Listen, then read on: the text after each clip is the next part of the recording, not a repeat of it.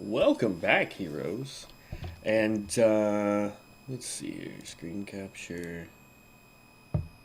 Let me.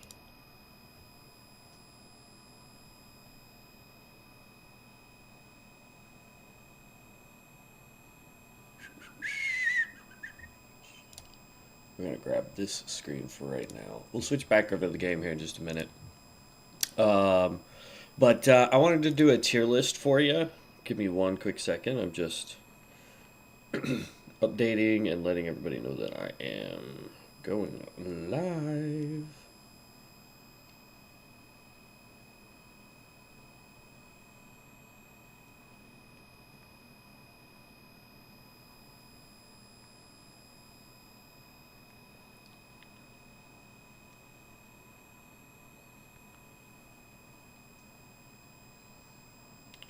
All right, and then okay. So we are going to do a tier list first today. Um, this tier list is my opinion on the classes that I've played. I'm not going to talk about classes that I haven't played, and then we'll get back into the game. Um, so like, oh, good. All right, so it'll switch between the two. Good. That's what I needed it to do. Um, so here's the thing, right? So um, I want to start off the list with in the order that they give us here, right? Where is my?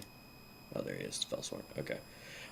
So just starting off with the Necromancer, I put it as a high A tier for me.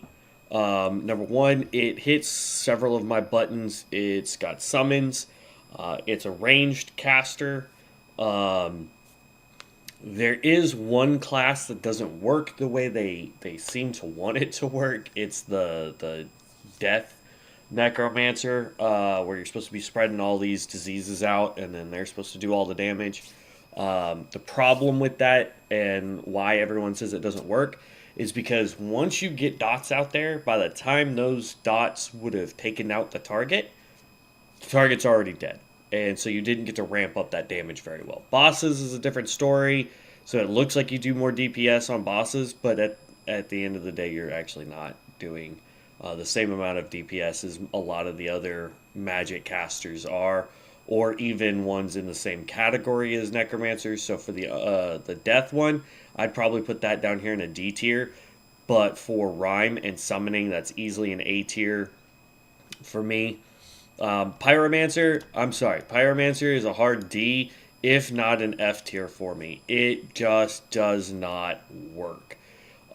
It's a cloth wearer, which means you have to be point blank on top of this guy for most of its skills. You've got a healer that's eh. You've got the Draconic one, which requires you to be mid range, so you're in between a normal caster and your DPS. That is not where you want a cloth wearer to be. Give us some better armor. Um, and then for your dot damage fire build, it just doesn't work. So like here, let me show you here. Create new character to show you the three classes here. If my game and computer wasn't gonna lock up on me. Hello. Sometime this century.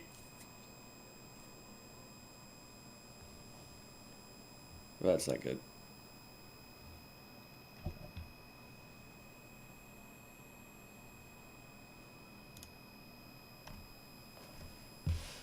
Okay. Put that over here. There we go. Anyway, so the Pyromancer does have three classifications. It has Healer, it has Draconic, and then it has the Flame Weaver, or not Flame Weaver, Incinerate, or something like that. Anyway, it all of the DPSs that it has are meh. They take too long to get the damage out. All of their primary casting, I leveled this thing up to level 12, 13, something like that. So it may be different later on, But by level 11, I'm sitting there going, no. Your primary skill has a 2 second cast time, has a 3 second cooldown. It's not good. The healer, again, same problem. You have basically one heal. You have to proc other skills to get that heal to be even more impressive. It's not good. I didn't like it. Cultist. So I've played a little bit of the Cultist. I'm putting this in a B tier, and here's why. As a DPS, there's a certain point where you have to start worrying about your insanity meter. There are some ways to mitigate that insanity meter, but at the same time, like it's a mechanic you have to worry about. It does decent damage. It is a fantastic tank. If we were talking strictly tank class, this sucker would be up here in S tier. If you get somebody who knows that tank spec dead on, it is arguably one of the best tanks in the game, period. It's just learning the mechanics of being a tank that require you to, like, finagle stuff, right? So don't discount the here, let me zoom in here. There, that works. Don't discount the cultist. Its heals are, in my opinion, a little lackluster. Our friend Devin has been playing it.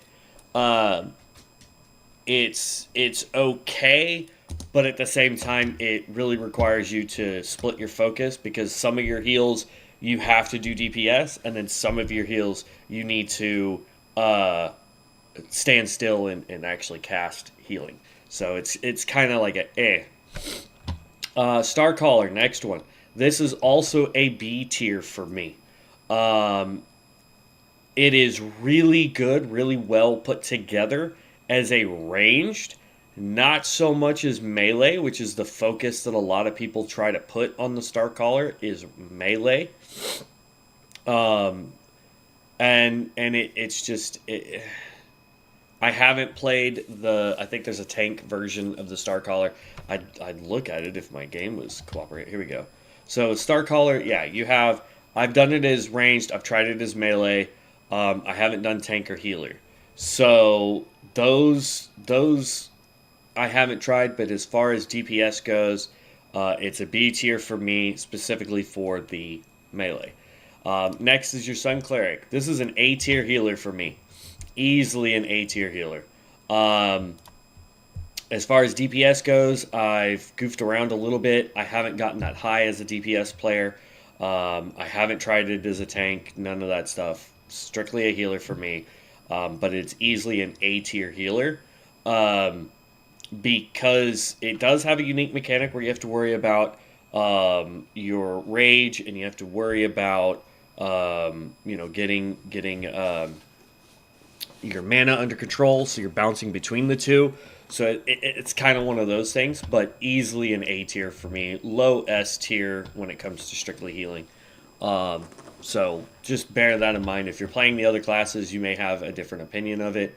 But yeah, it is easily an A tier for me when it comes to healing. This is the Tinkerer.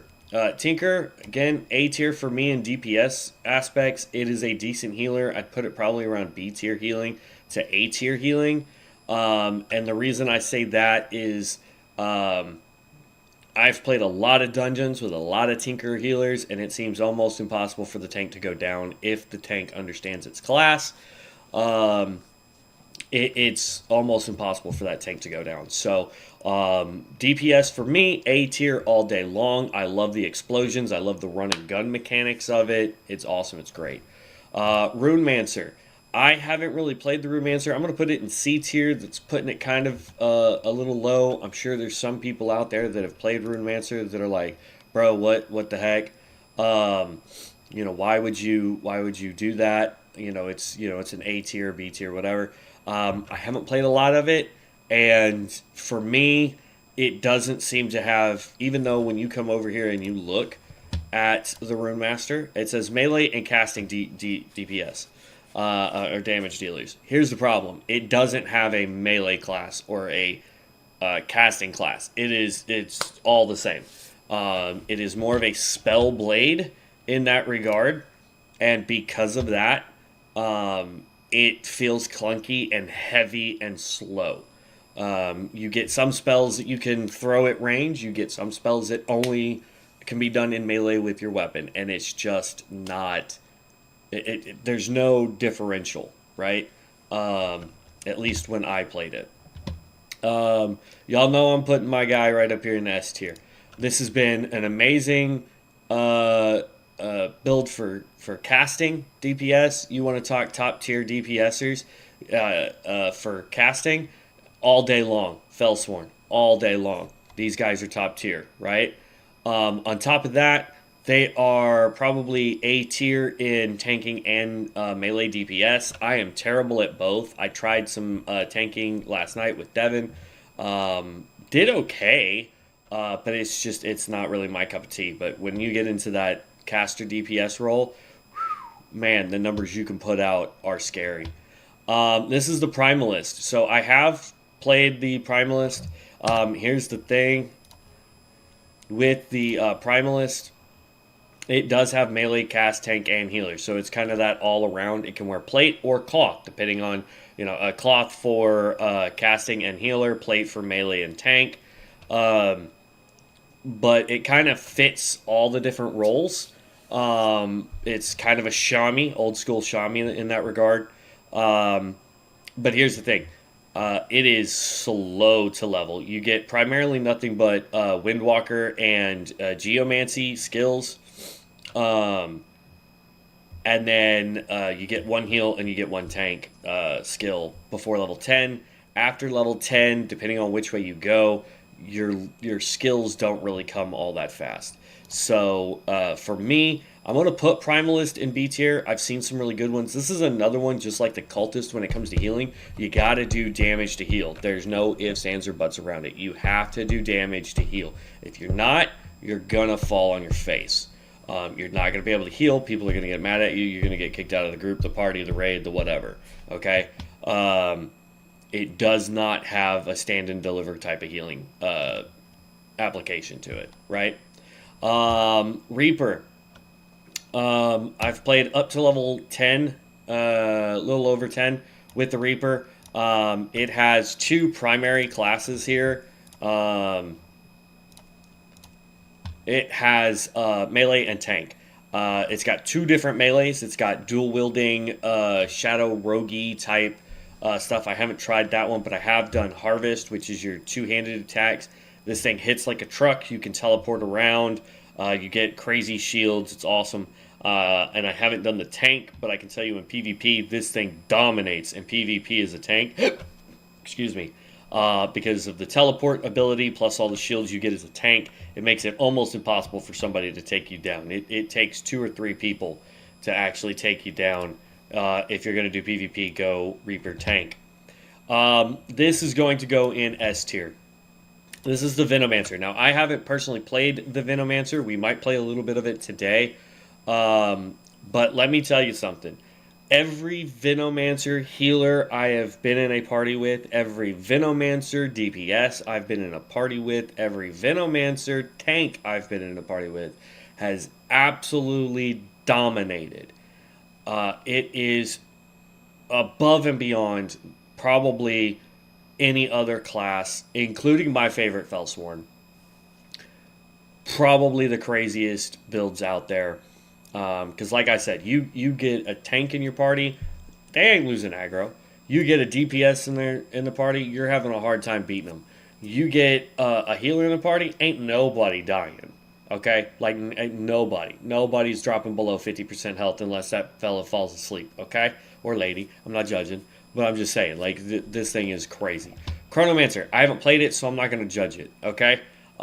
This one right here... I don't think that class exists on here. It does not. I think that's supposed to be for the Blood Mage. Yeah, I think this is supposed to be for the Blood Mage. I've played the Blood Mage. I've made a tank. This is easily a high A tier to S tier. I'm gonna put this in A tier. If this is the Blood Mage, I apologize if it's not.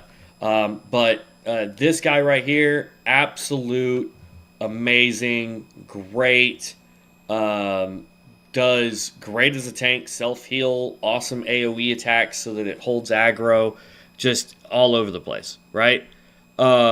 So don't be afraid to try a blood mage. It does level super slow though, so don't fear when you're trying to get to level 10. It does level very slowly until you get to 10, and then from there on, it goes pretty quick, at least tank wise, because that was the tank I played. Chronomancer, again, I haven't played. Guardian, this is Sword and Board. I have not played it, and here's why. It's not because I haven't wanted to go play it, because I do. It is a class that I am interested in playing, but I don't have a heirloom shield, and all of their classes are shield based. So if we go over here and we look at Guardian, right? You have melee, damage dealer, tank, and support. All three of those require you to have a shield. Now, my friend has played it a little bit. The tank, all of its skills for cooldowns are shield based. So you give yourself a shield, you give your party a shield, all this stuff. But you have to time it. You have to understand the fight that's going on. You have to time it. So I'm going to put that as a C tier only because it takes a high amount of knowledge to get this thing to work. I've played with several of these guys in dungeons as tanks, and all of them without fail take too much damage. It's not their fault, they just do. You've got the Stormbringer. We've gotten this guy up to level 36 or 35 or something like that. Actually a lot of fun. Has two primary DPS trees. It's got lightning, and it's got Maelstrom. Maelstrom uses combos to hit AoE targets, whereas lightning is just lightning. It's throwing mass lightning. It's your boss killer build, essentially. It doesn't have a whole lot of AoE, but when it does, the AoE is just there to build up static so you can hit one target really hard. I'm going to put this in C tier, though. Not that it's not fun, not that it doesn't have its place or purpose, but as far as casters go, it's a lot of stand and delivering. It's making sure that you build static before you can do anything else.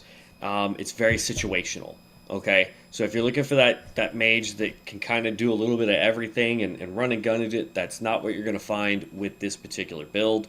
It is very stand and deliver, and it makes it a little rough. Okay.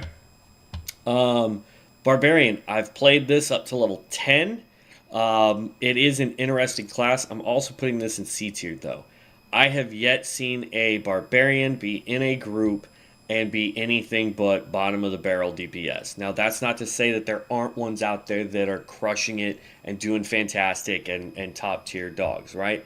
I'm not saying there aren't. I'm just saying in 5-man dungeons that I've been a part of since we started these live streams for CoA, I have not seen a Barbarian dominate the DPS chart. So, Witch Doctor and Witch Hunter, I haven't played either of those. I am looking forward to it, especially the Witch Doctor. I saw one the other day that was just doing crazy things against target dummies, so I'm looking forward to that. This guy right here, this is the only one I'm putting in F tier. This is the Knight of Zaroth, this guy right here. Knight of Zaroth. I'm sorry, homie, this is the worst class ever created to level. Okay? Doesn't matter which one of those you pick. It builds slow, it attacks slow. You have, you start off, like, I was leveling 1 on stream and got to level 10 before I even started getting skills, and even those skills weren't that great. You start off with one attack that has a 3-second cooldown. Doesn't sound great to start with. It's not great to finish with. The next skill you get is another skill that has a 3-second cooldown. And then the third skill you get has a 3-second cooldown. It's like, come on, y'all. I have no base attack that I can spam like every other class has. You know, like if you want it to not have a cooldown, give me a cast time on it so that like I'm charging up my swing to hit. You know what I mean? But like giving me a 3 second cooldown, if I'm in the middle of a fight and I've popped 3 abilities, I'm waiting for 3 seconds to use an ability. No, can't do it. All right, and then this one here, I'm thinking is supposed to be the Templar. Um, I just started playing one with Devin. It is a combo base, and when I say combo base, it's not like our Felsworn where it's like build, do an attack, combos into the next one, combos into the next one, combos into the next one. No, no, no. This one is use an ability, use an ability, use an ability, spender. Use an ability, use an ability. So it's your old school rogue. I will say though, it is still fun. I'm putting it in B tier because I haven't gotten it leveled up all that much yet. I don't have the bind on account gear for it, or the heirloom gear as they call it, technically, so I'm wearing the wrong gear set, but it still does quite a bit of damage, even with the wrong gear set. Really fun. Last but not least, this is going to be our Ranger. Ranger, easily an A tier for me, okay? Number one, it's a run and gun bow build. Y'all know me. I like being able to run and gun. That's the only downside to the Felsworn that I don't like is I can't run and gun for the most part. This one you can. I'm specifically playing a build that lets me summon all these Warhawks. The Warhawks are really cool, or War Falcons, I think is what they call them. That really lets you kind of just have a ton of summons, almost like a Necromancer, out on the field. And they don't last long, but they do a ton of damage for you. In fact, you get one skill that is a 3-minute cooldown that summons 6 of these things, on top of the one that you can throw every 3 to 5 seconds. And then you've got another one that just by doing damages can summon like there's just ways to keep birds out on the field constantly. Plus you get war horns that buff your party and buff yourself, buff your falcons, give you points. Like it's just, this is an all-around awesome thing. Then you can get into archery. Archery is your pure archer. You're not summoning anything, but you get quivers and special arrows that do special things. So yeah, it's got 2 really good builds. I have not tried the melee build. There is a melee build for this one if I remember correctly. So like you're looking at it, yeah, there is a melee. It's called Brigand. It's a stealth dual wielder. I have not tried that because here's my point on this. If I'm playing a ranger, the heck am I doing in melee range? You know what I mean? Like the whole point is to see bow. Use the bow. Like, stop trying to make everything melee. But yeah, so that is my tier list. Chronomancer is the only one that I just cannot, in good conscience, along with the Witch Doctor and the Witch Hunter, that I cannot put on this bar because I have not played them. So if you have played them, let me know where you would put them on this tier list.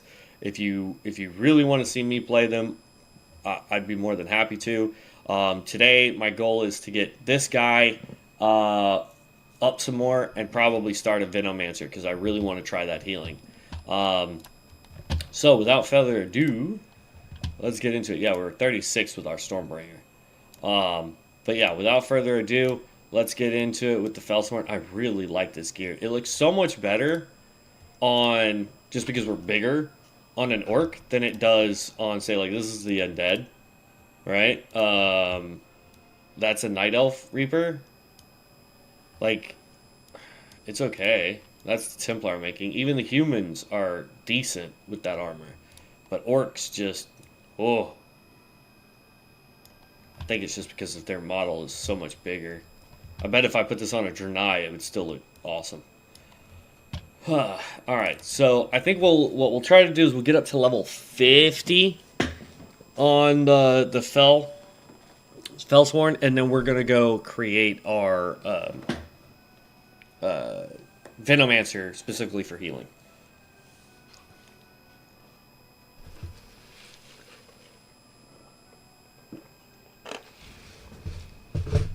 Oh, alright. Rolled XP again today.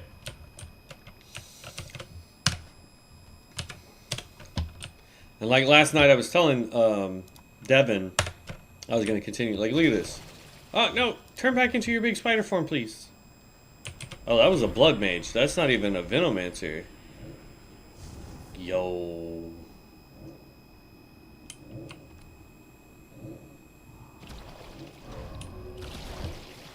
This is a bloodmancer healer.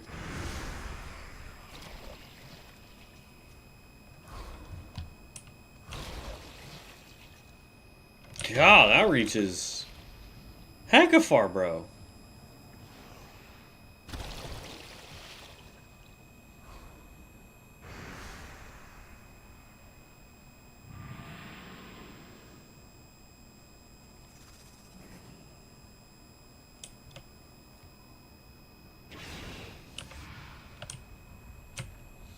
No. Do your little blood swirly thing. I wanted to see how many people that hits.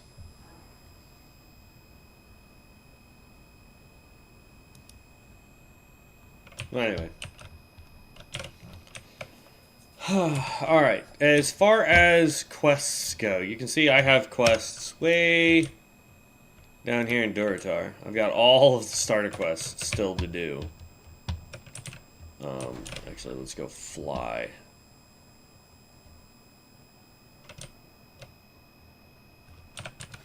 So I don't think my herd... Oh, my herd takes me to Razor Hill, that's fine. And then from Razor Hill, we'll just run south. Honestly, I don't need any of these quests, but it's easier just to get them out of the way now. While we wait for Dungeons.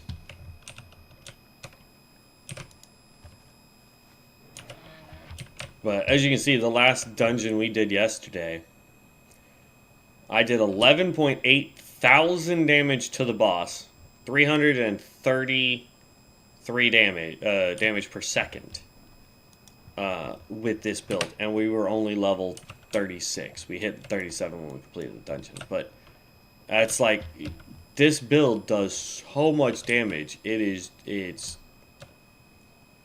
There's no way you can't tell me that this is an S tier damage build. Like, there's no way you can. You know what I mean? So, it is what it is. Whew, I look red AF today.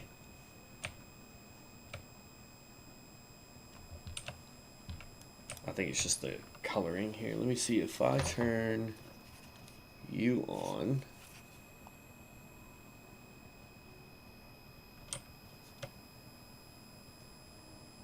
I still look red. Plus that pulse is different colors, so it's going to make me look more red and less red. Oh well. Oh wait, hold on. I didn't realize we were still in a group. We're just waiting on one DPS.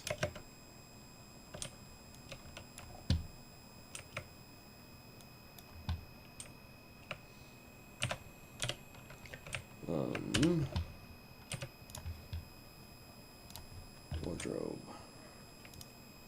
Click here. Because I only have one weapon.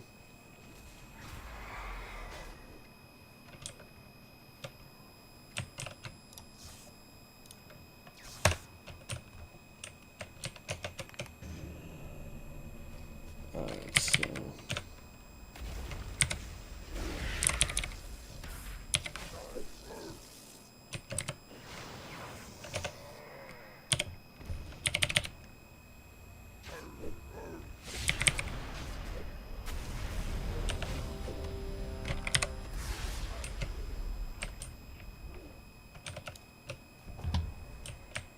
Just waiting on the tank.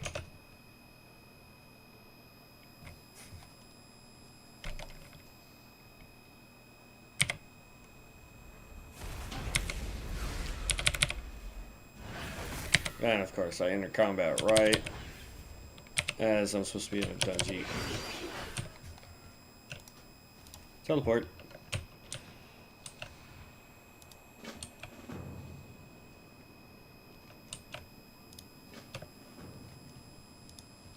I don't know which quests y'all all think you're going to be doing in here, but...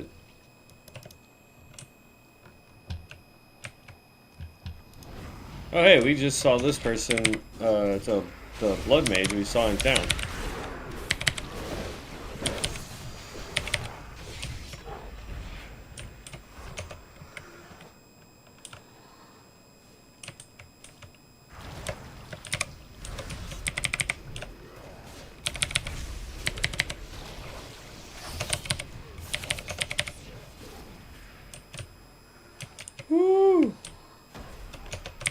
That blood mage just blew us out the water, bro.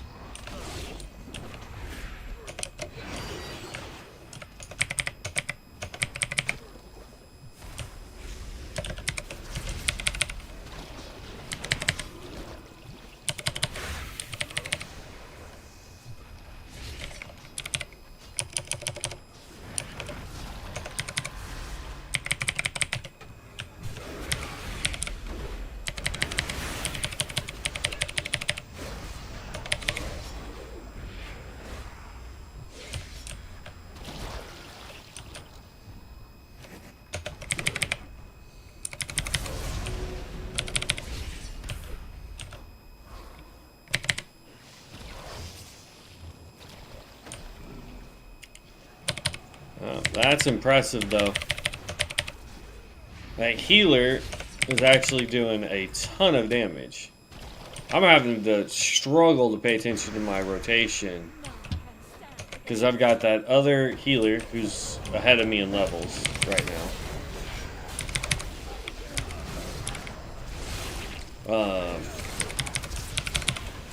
I've got the other...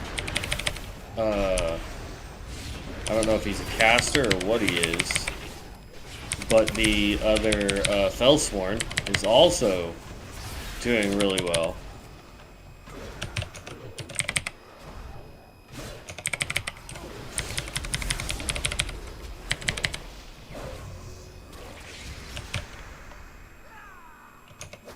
So yeah, I mean, we're finally in a group of, like, let's see, 58, 44, 58. So these guys are well ahead of me in levels.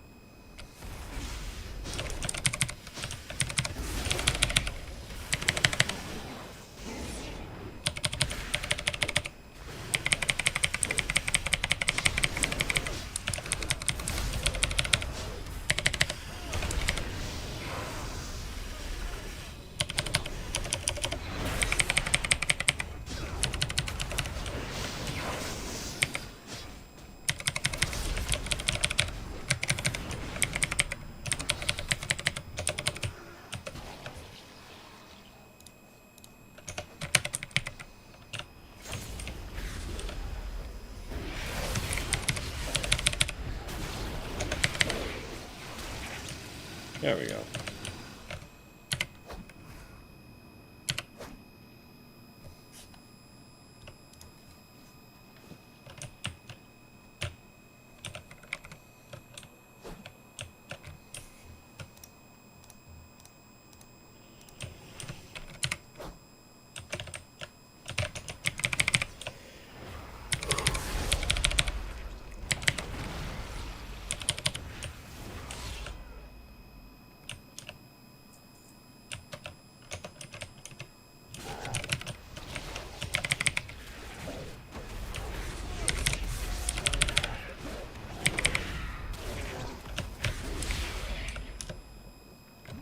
So this one, Twin Slice of Melee. So he is the melee version.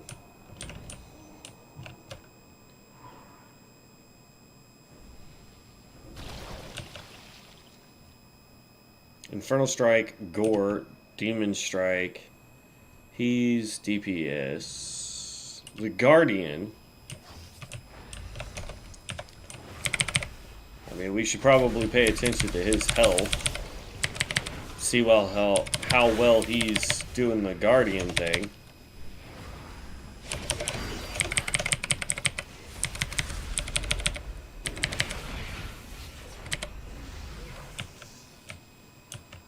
The healer's way over healing though. Like way over healing.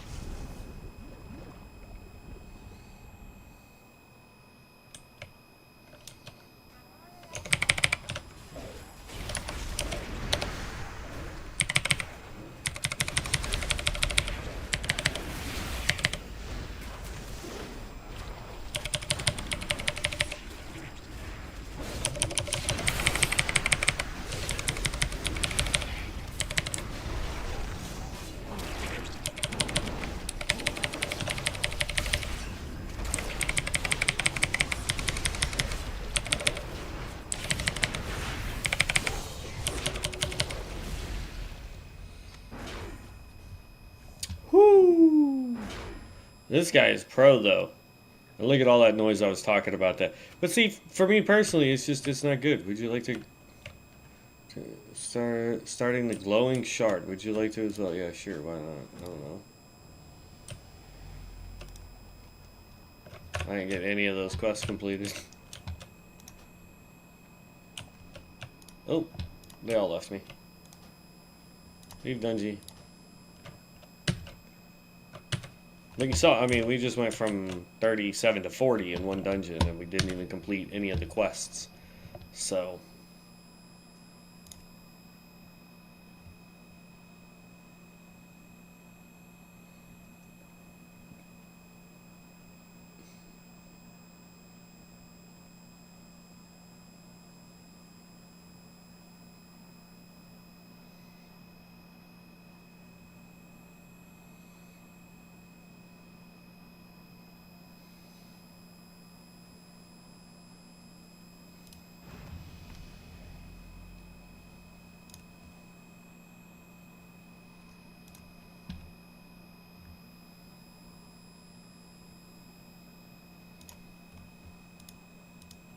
I don't like the fact that it says I have 8 more points to put up here, and I don't really need any more points up there. That's crazy.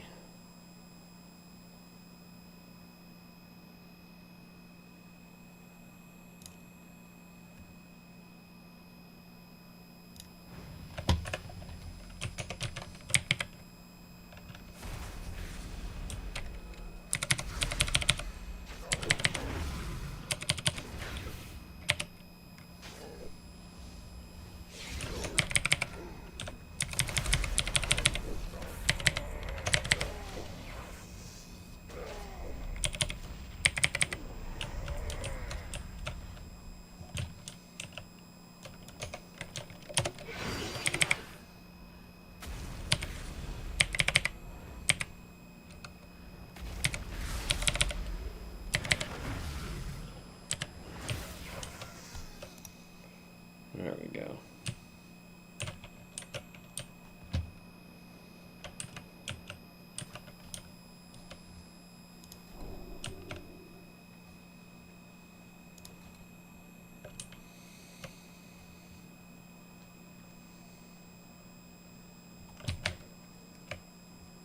Good. Somebody's already been through here, so I can just mount up and go complete it. Oh, stuff's respawning now.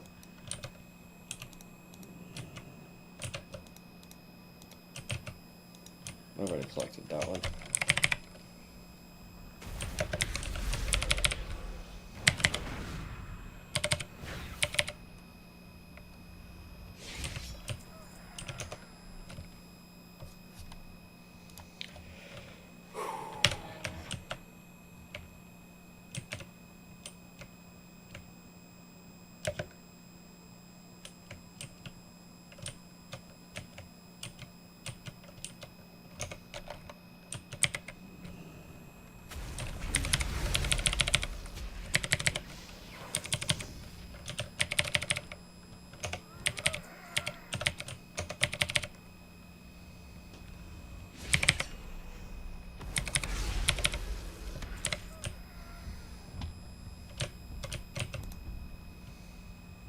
And see, what you really want, like, I'm leveling with bind on account gear.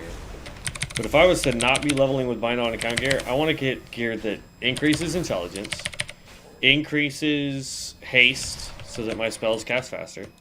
I also want to get crit strike up. Because this is also a very crit heavy build. The more crits I do, the more fell strikes I get. The more fell strikes I get, the faster stuff cools down. Faster stuff cools down, the faster I can throw it. Like, that's just the thought process you gotta have when you're doing this. Nice armor, buddy. When you're doing a character, you need to understand, that's part of the reason why I like the Felsworn so much, is I understand what that character entails, right? I understand that if I want to do more damage, I need to put forth the effort to understand what my character is capable of, so that I do hits like that where it's, 1,000 damage on a small hit,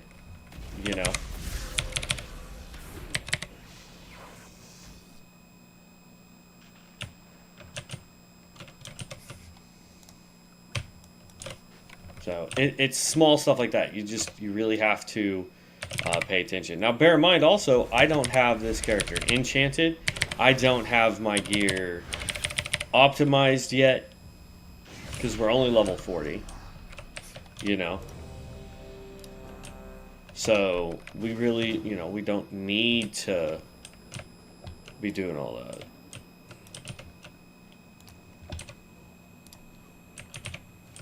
Alright, Shift P.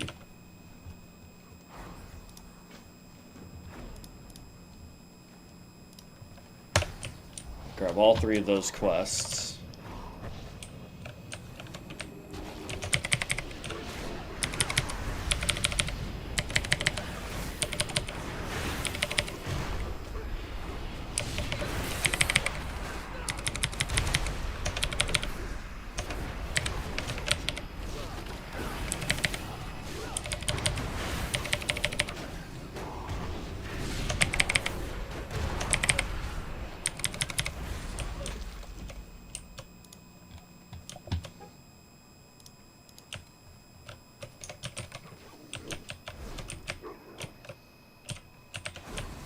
Come on, Ruben.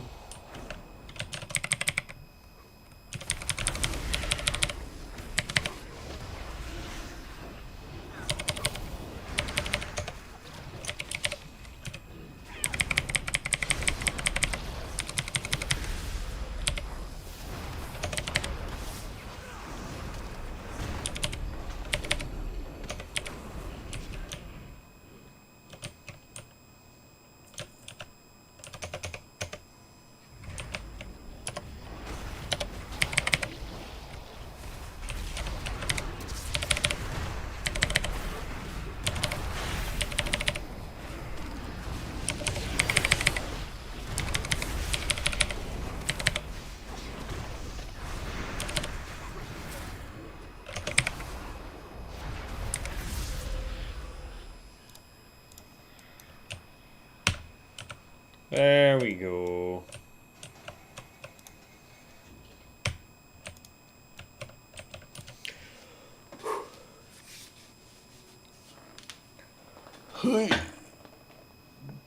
God.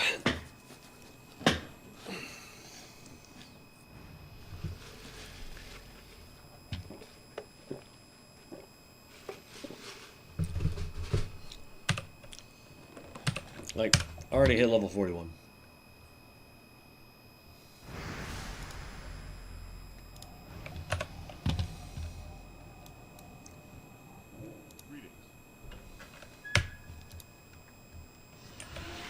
Let's go, tank.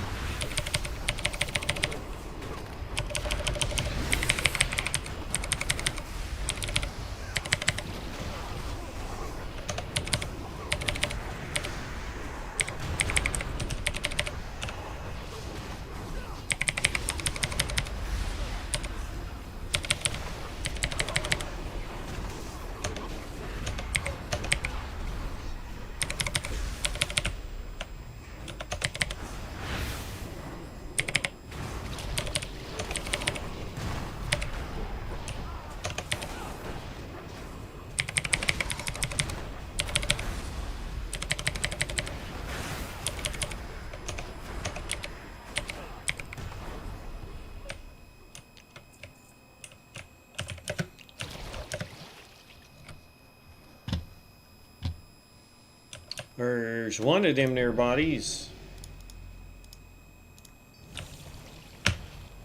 That was worth 106,000 XP.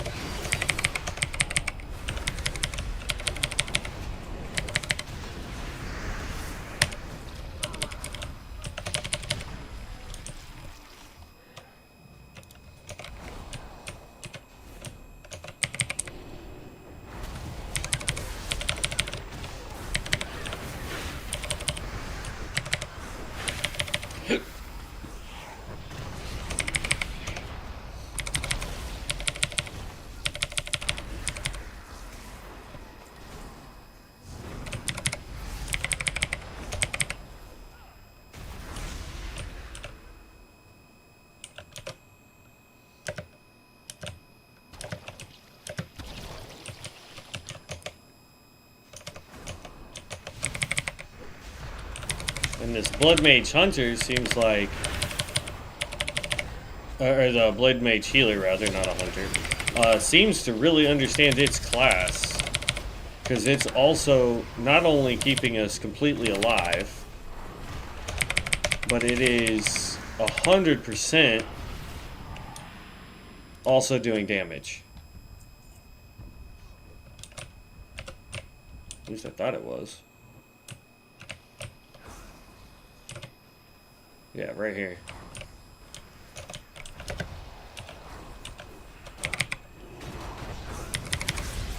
Now, it's not doing the greatest damage ever, but I don't expect it to either.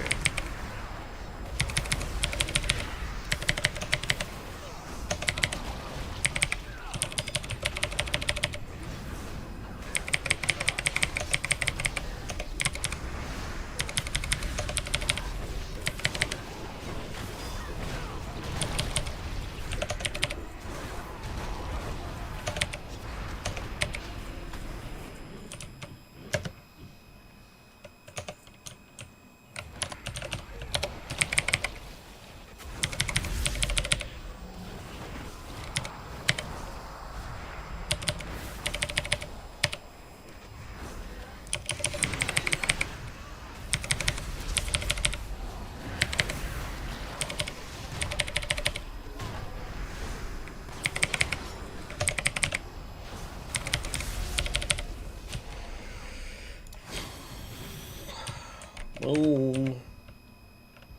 That's right. That's right. 2.3K. 381 DPS.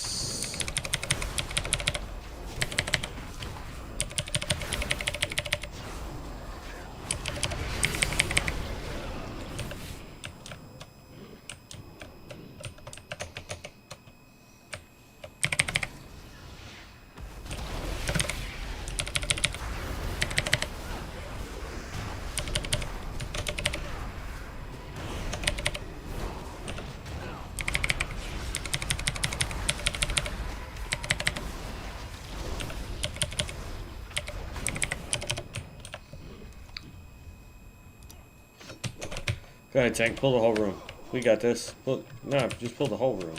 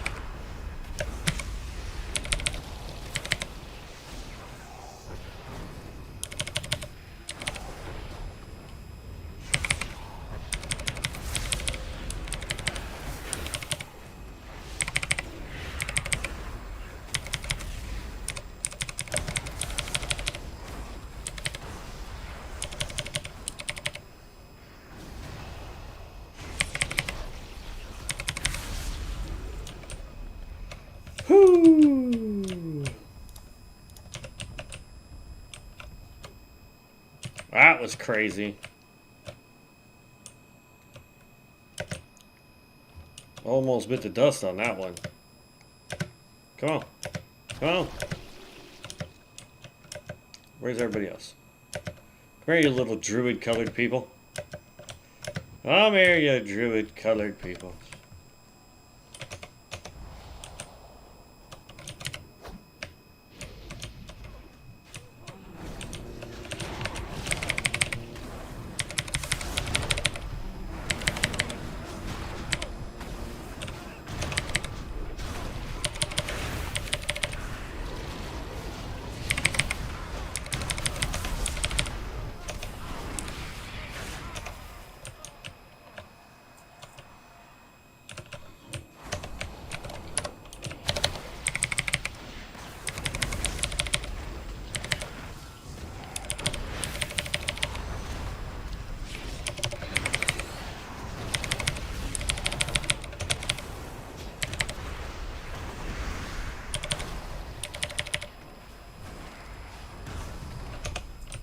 Dang. Couldn't get off my last one.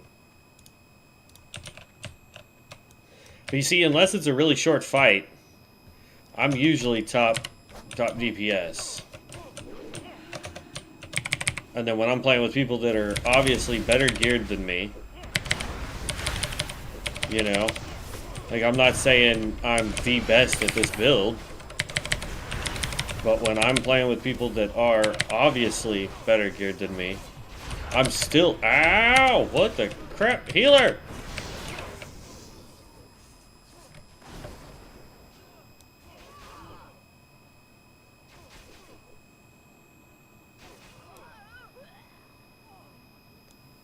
Where...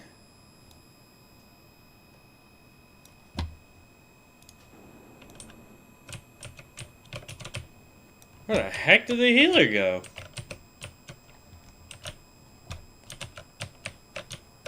I don't understand.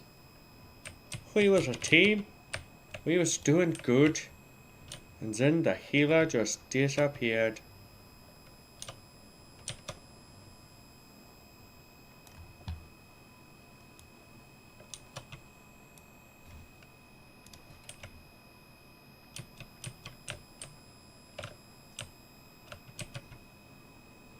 And I think bit the dust again.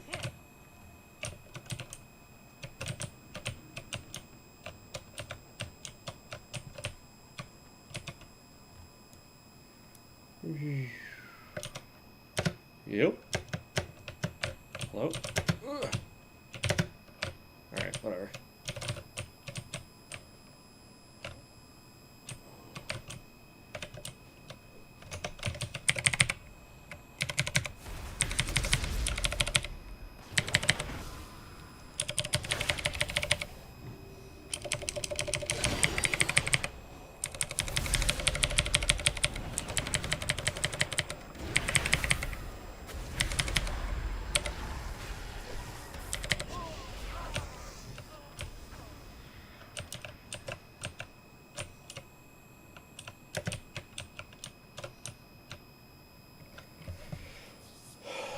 Ooh, back up, back up, back up, back up, back up.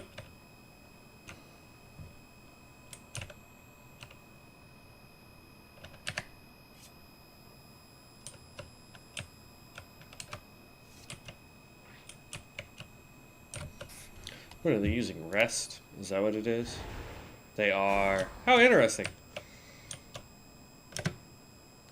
Like, I'm already at full health and energy because of the way this class works. Ugh.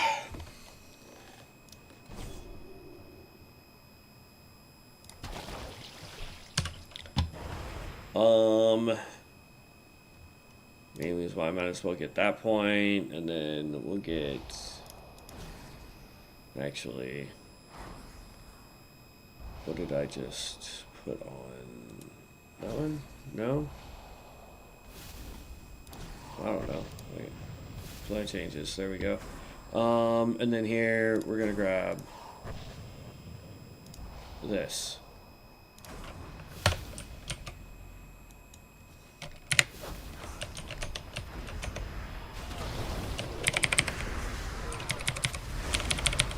So now there's a chance that when I have a Fel Strike, it automatically changes it into my Fel Fireball into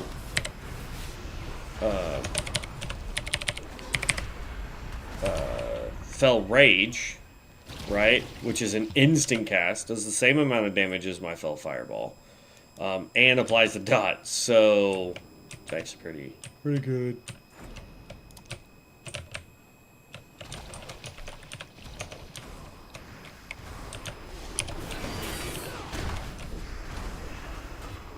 There we go.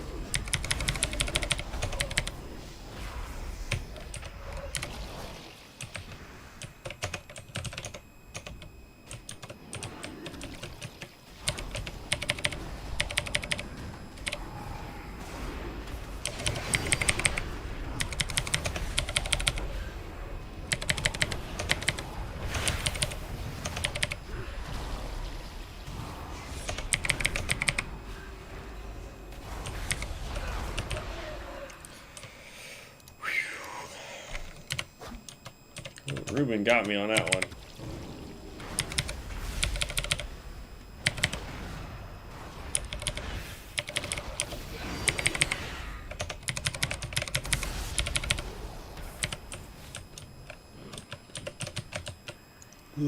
If I don't run the wrong direction.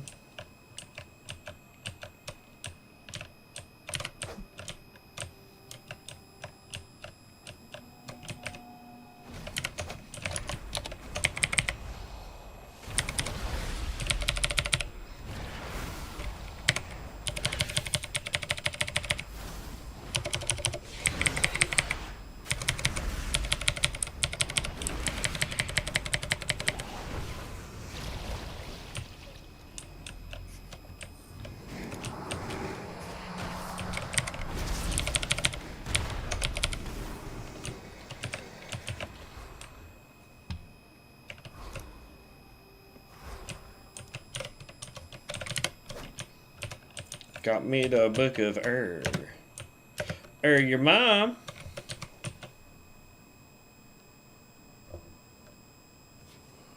Ooh.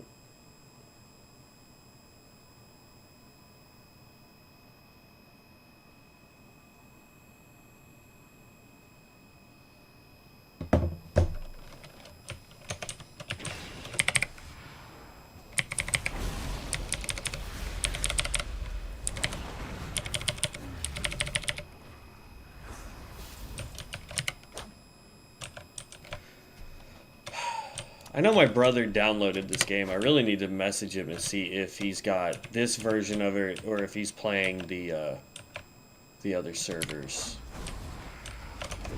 Because if he'd be interested to play this, I'd like to, you know, I'd pay for him to come play with me and Devin.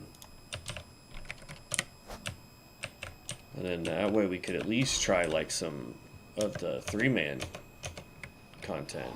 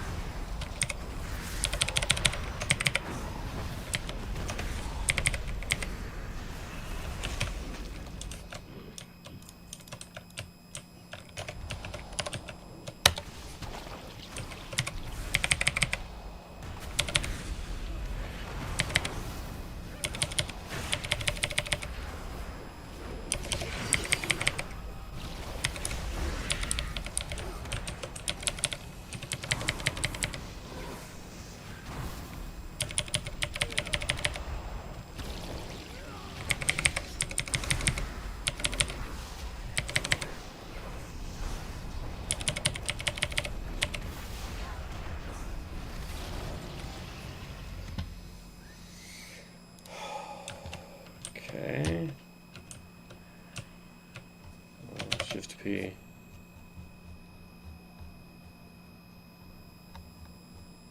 Hello?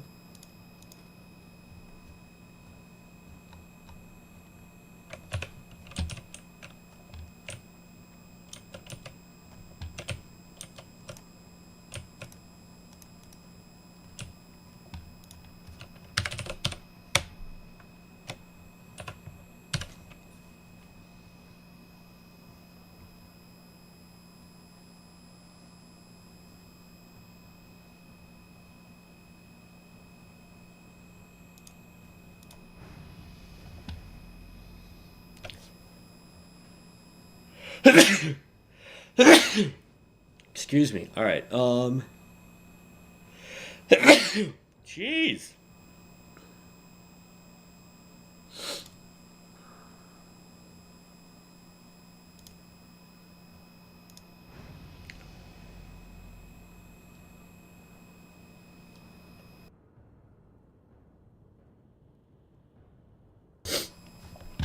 Goodness gracious. All right.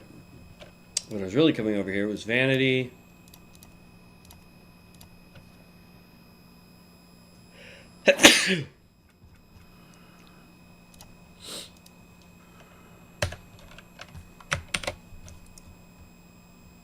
There it is.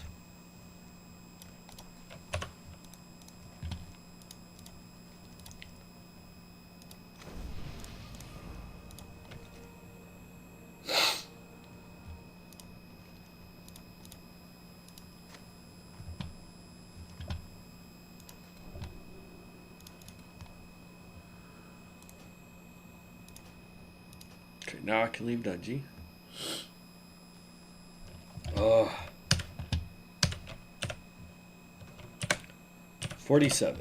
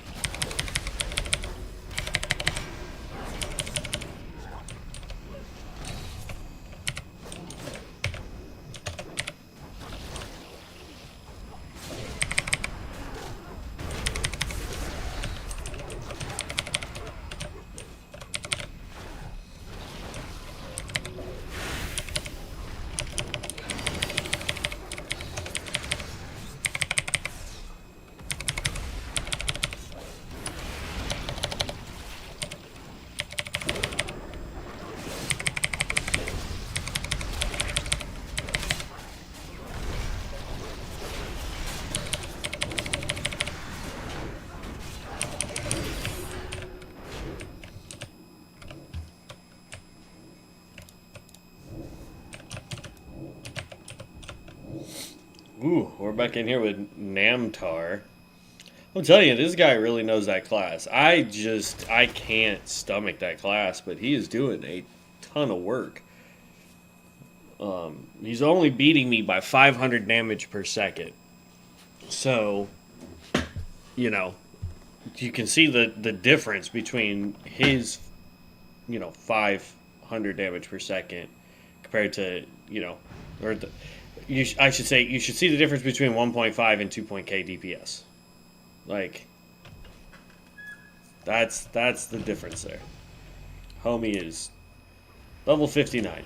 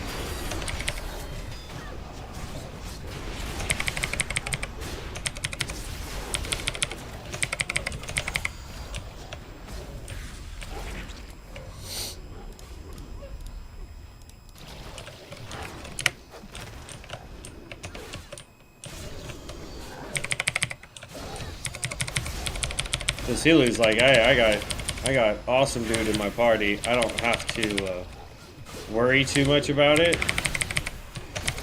And so now he's like, hey, let's just keep pulling, you know?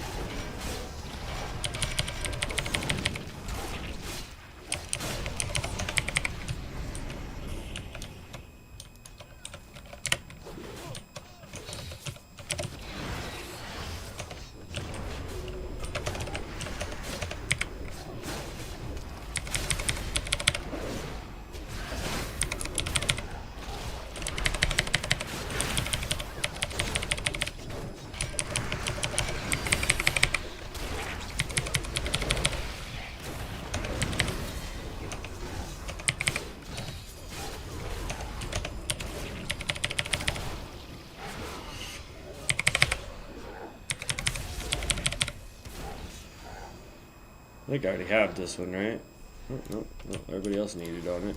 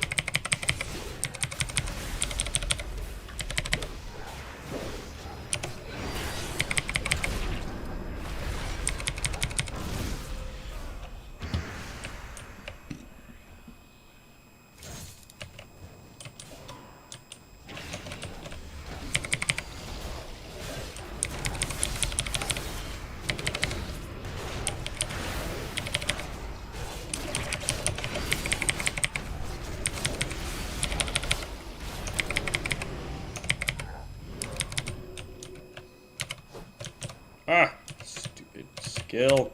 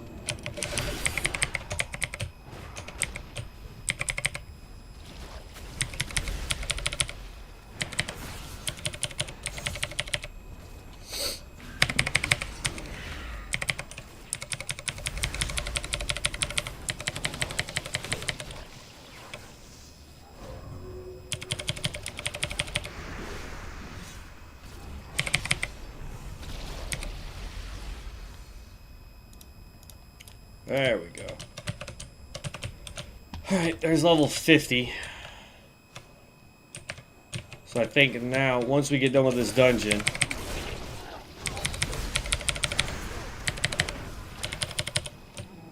we might want to start our Venomancer.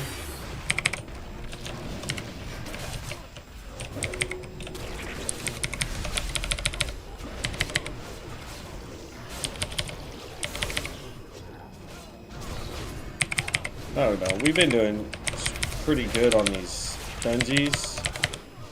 So we may just stick to getting this guy to 60 so he can at least prestige one more time.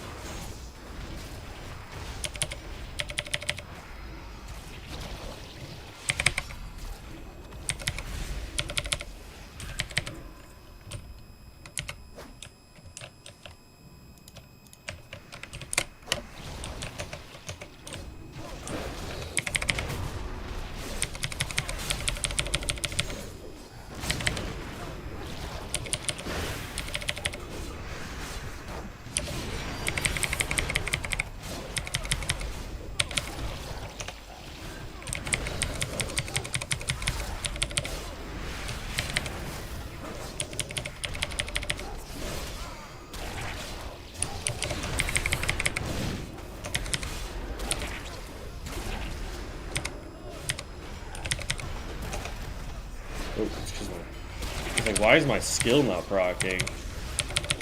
Yeah, it's because my mouse was too far away.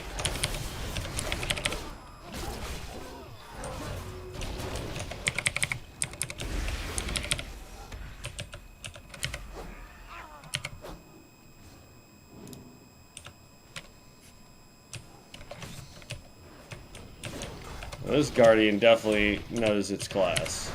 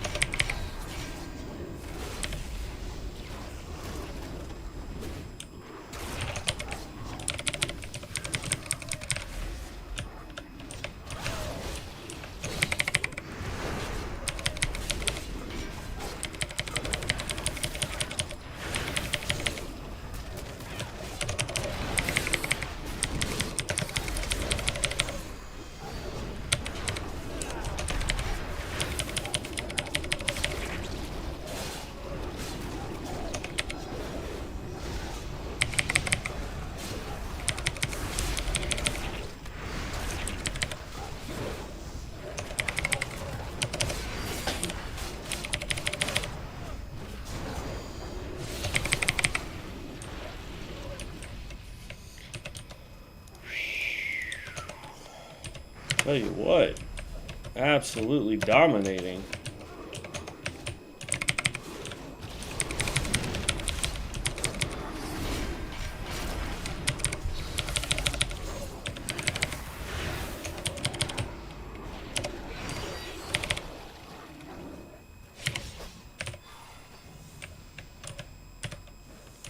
Nine levels to go.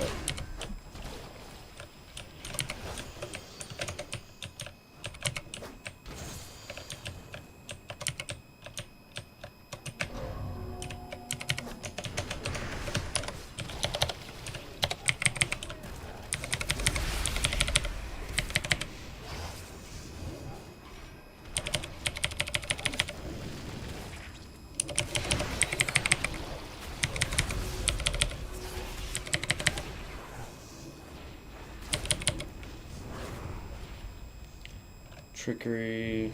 Oh no, that's the. I don't need that. It's Fury of the Elk. Olidari that I need. Generating 25. Oh wait, no, that's not what I want either. I don't think I have the other skill that I want.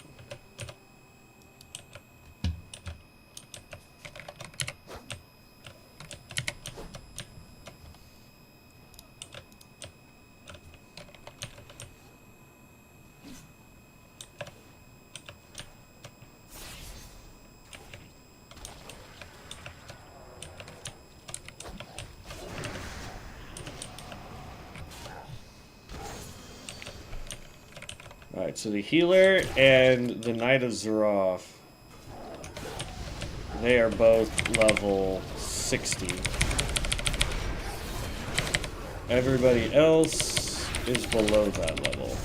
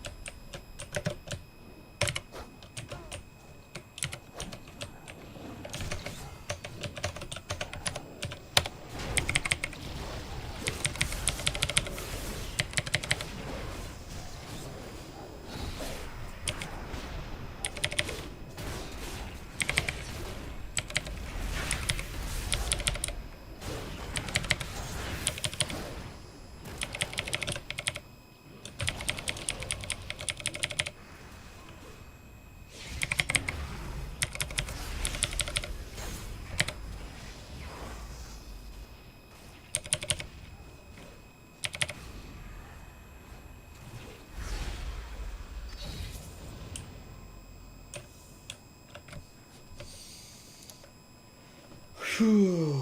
Leave dungeon, yes. Alright, that got me to 52. We need 8 more levels.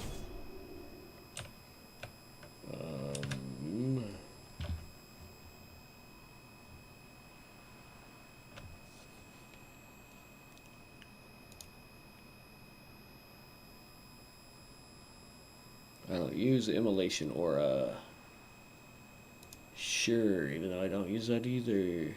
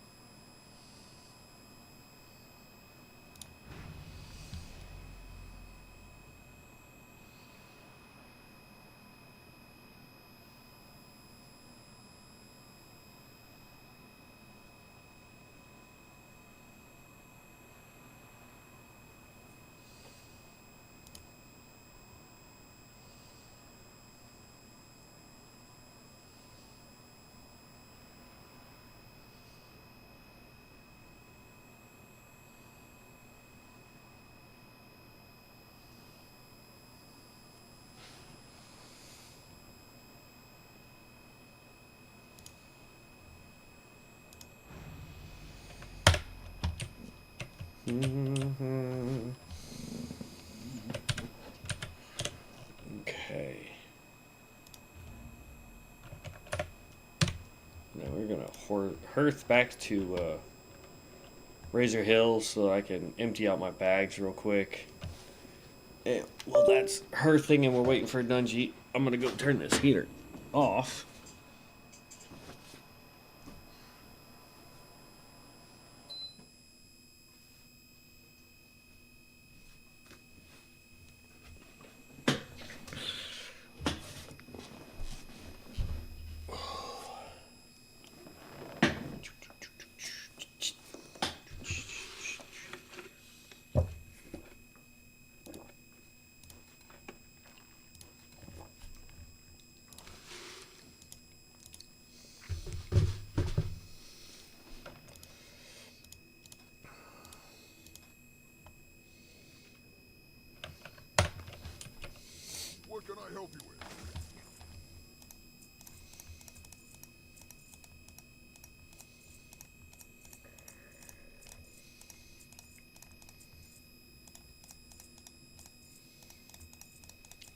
Okay.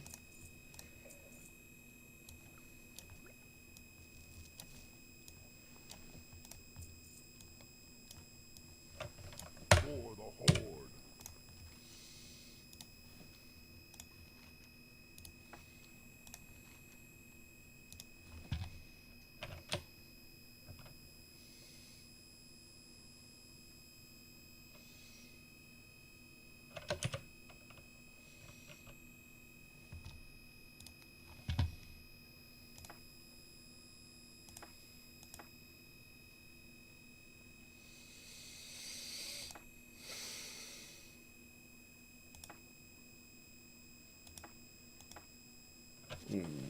My crit goes down though.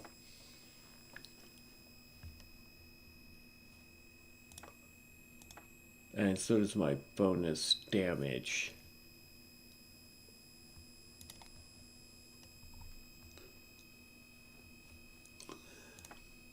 My hit rating goes up though.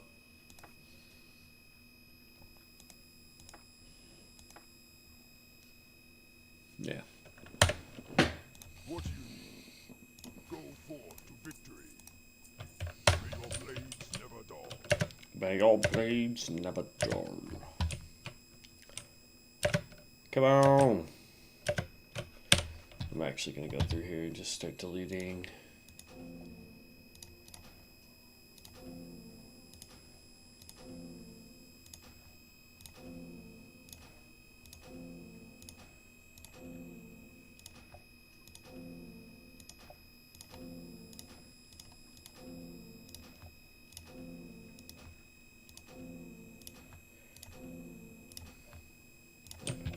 I'll tell you what though, we're going to give this until it says 10 minutes. If we don't get our queue by then that will, I'll take it to mean that the universe does not want us to hit 60 right now. And we will go make our Venomancer and get started on that.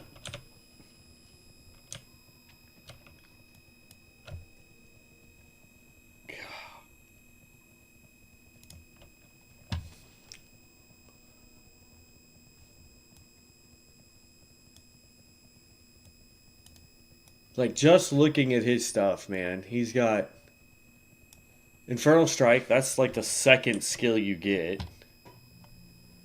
The rest of these, I'm guessing you get when you pick whatever DPS build he did.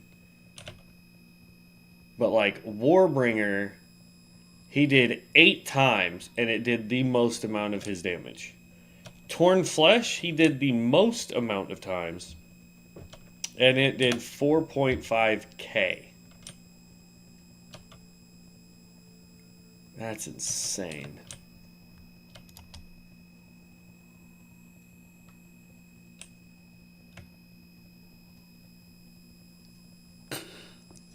Demon's Blood, no risk, dead fire.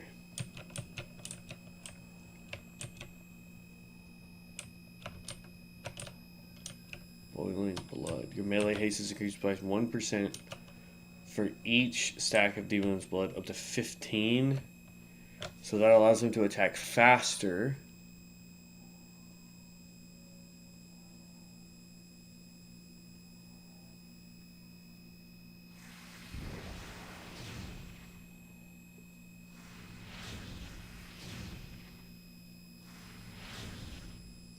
Brimstone Battlemaster, Killing Frenzy.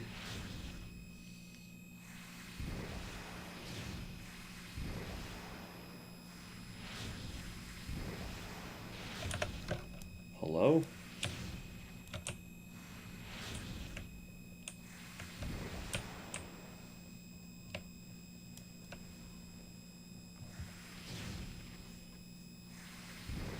So a melee Star Caller.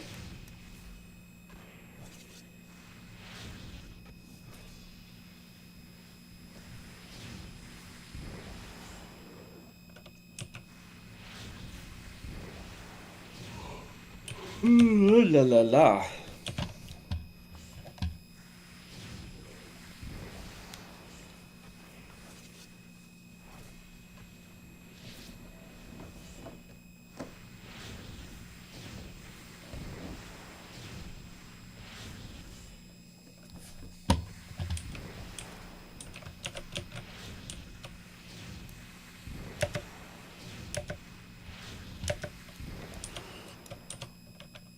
Excusez-moi.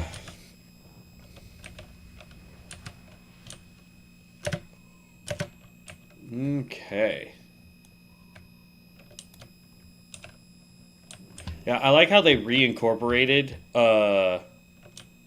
Infernal Doom into the build, because last time we were leveling this, like the very first time we leveled it, Infernal Doom, you could skip. You could skip this one, just come over here to both of these sides of the trees, and then loop back down in here, because you didn't really need Infernal Doom. Like, for example, I could change this over to this one, so that now Sargonian Smites and Fell Strikes grant the Sculptor of Doom up to 5, so it becomes an instant cast. But it lowers its amount of damage. And for me, like, I know Infernal Doom isn't actually doing all that much damage. Let's go spells. Infernal Doom. Like, we cast it 6 total times in that fight with Archmage Argrol. It did 9%, almost 10% of our overall damage, right? Sorry. It did exactly, basically, let's just round it down, 9% of our total damage, right? It did an average of 572 damage. The max it did was 1013. So it was 82 DPS, 82 damage per second, right? Criticals, it did 1 critical, and it was 572. Whereas like Fell Spears, I use this a lot. This is our big thing. So anything that can build on Fell Spears or its primary, which is friggin' Netherlance. Anything that can boost Netherlance and Fell Spears, that's kind of, you can see right there that that's kind of the way you want to go. The more you cast that, the more damage we'll do. You know what I mean? But we really want to do it to where it procs. I love how it says this blast an enemy for like 2 billion Shadow Flame damage plus another 5 billion Shadow Flame damage. This is the greatest glitch of all time. Like, I don't know if you guys can see that, but I wonder. Hit live. Let me see if y'all can see the screen a little better.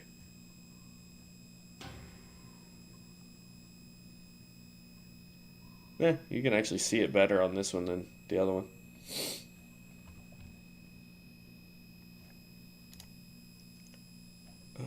Do I have chat though?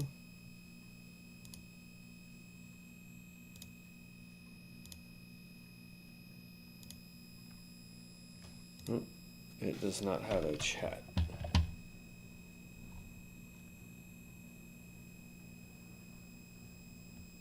Can I add chat to it real quick?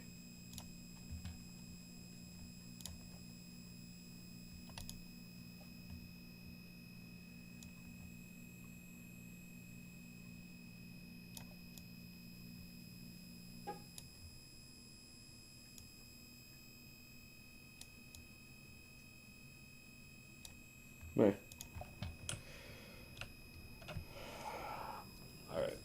It did pop, so we'll see if I can get it. We'll give it a couple more minutes here. But yeah. The fact that our Fell Spears seems to be, I don't like the fact that it's showing the star collar symbol here. We're not a star collar.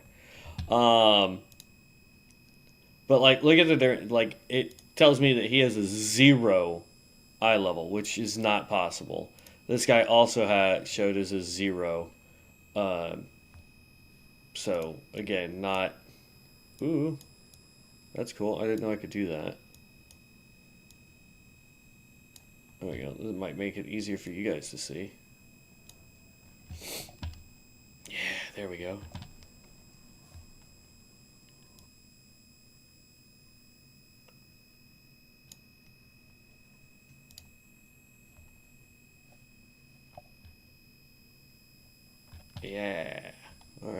Nice.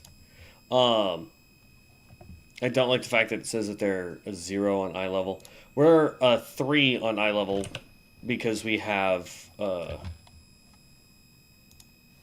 you know, literally nothing. We're actually a 1, but all we have is bind on account gear. And honestly, that right there is probably better than, hey, let's see, approved haste rating. I don't know. I don't know. We'll get something going there. Let's check out the bazaar today. We were looking at them yesterday, and there was some couple really good things. But, like, nothing screamed, like, get it now. You know what I mean? Because I'd have to go spend real-world money to buy some of this. That was on there yesterday, too. The Great Staff of Infinite Knowledge. Oh, it's just a book. Got it. Okay. Bruh. That's dope looking. Meh. Arm of the Depths. Oop, there's another one for Devin. Boot knife. That's lame. Ooh, there you go.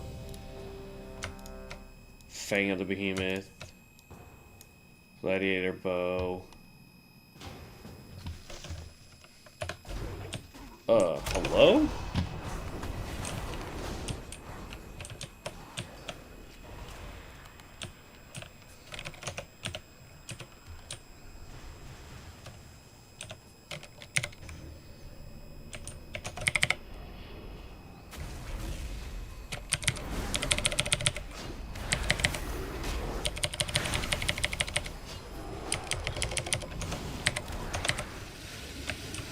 Oh, I'm sleeping. I'm like, why? I don't need any of those quests.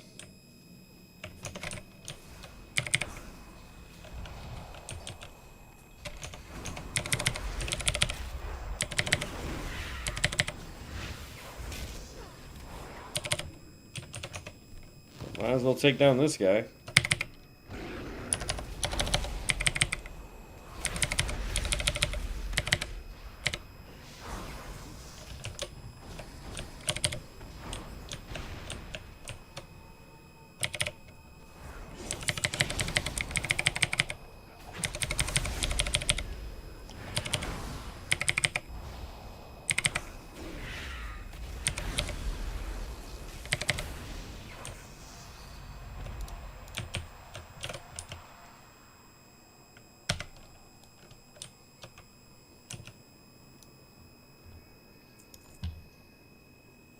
Who's my tank?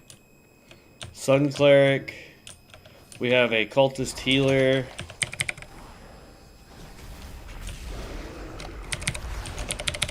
So the thing with the Cultist Healer, like I was saying earlier, and all my information I have on the Cultist Healer is from Devin, is it is a melee-based healer.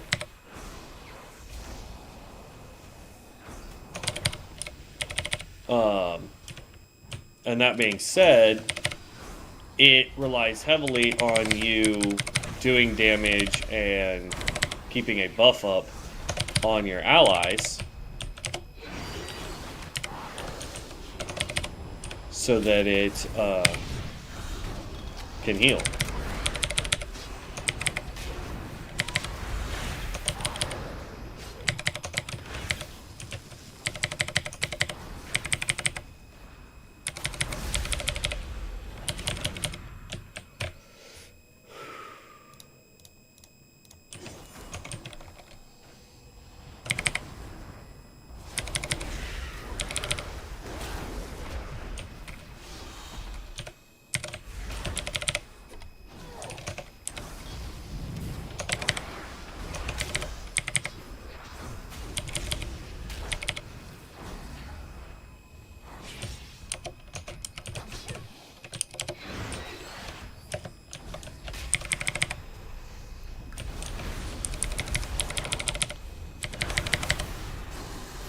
I've been feared. That was interesting. You're not supposed to be able to control your character while you're being feared.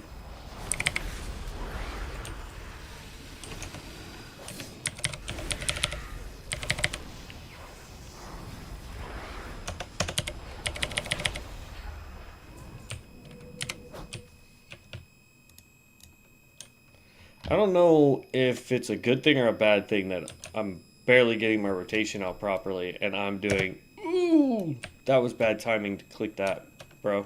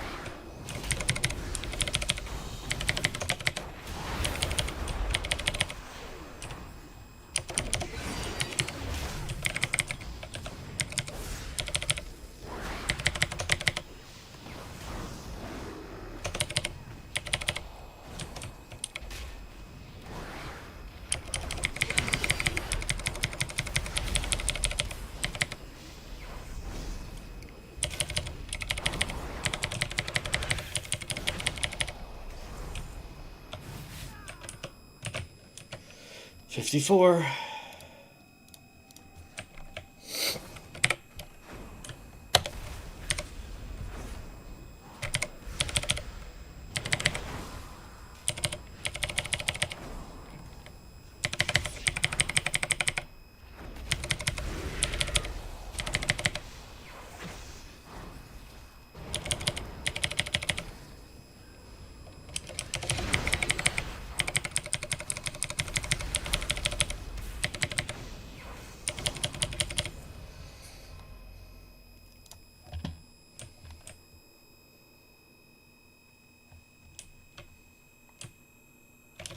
Yeah. I think we need to make that our focus. Because for that fight there. Well, this Fell Eruption and Fell Fireball were our two big ones for that. Fell Wrath is chaos damage.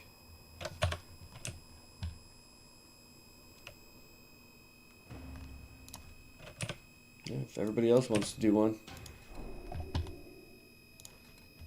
Oh. Lead party. Alright, so we got to 55. We'll get the last 5 levels when Devin gets on tonight. Because, like, when he gets on, I want to see if he gets close or, like, how his tier list differs from mine. So, there's that. Alright, so let's. No, I'm gonna go ahead and get the last 5 levels, and then we'll swap. Let's look at our levels here.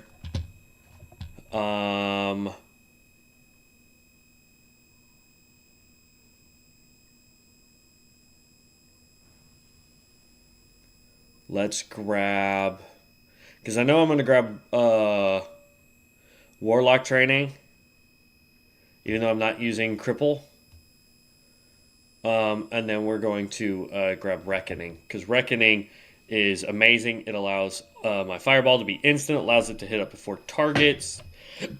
Downside, yes, it's a 1.5 minute cooldown, but that's the capstone I always go for. Let's pick up.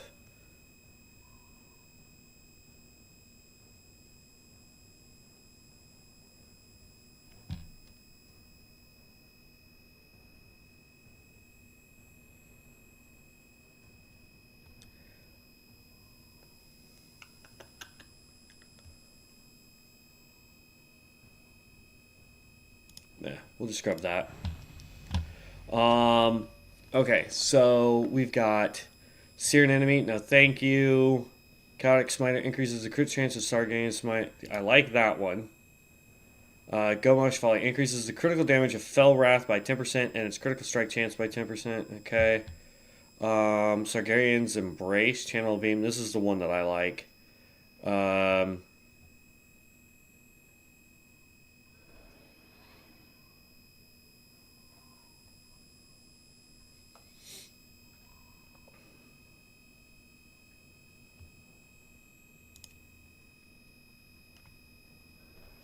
I might start moving some of the points off of this side to bring them over to this side. Because, like, we're at 55. I think it goes 56, 57, 58, 59. So 57, 50, 55, 56, 57, 58, 59. And then I think both gets, I think I'm actually behind 1 point. Let's take that one off and we'll pick up this. Fell Wrath by 10% in its critical strike. Fell Empowerment now increases cast speed. We're not having a problem with that. Fell Strikes now reduce the cooldown of Internal Doom by an additional 1 second and deal 15% increased damage. Target strikes enemies with lesser fireball after 1 second, which is actually a really good one as well.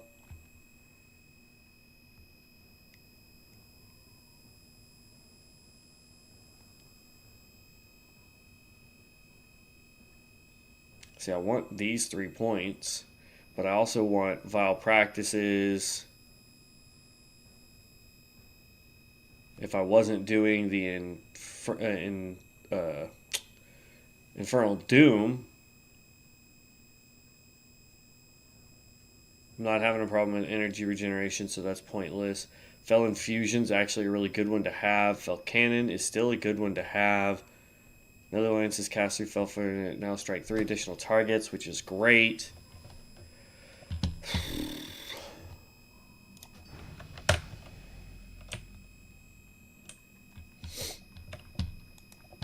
Alright.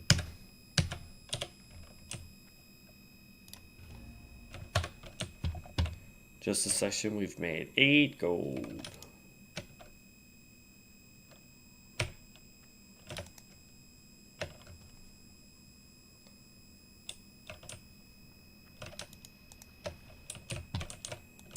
Alright, while we wait for the next dungeon, because we're waiting for a tank.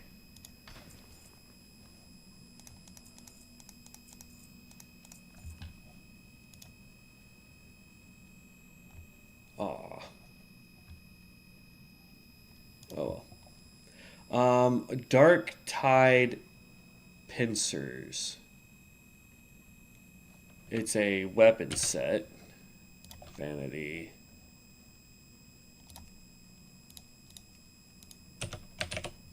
Dark Tide. There you go. Dark Tide Pincer.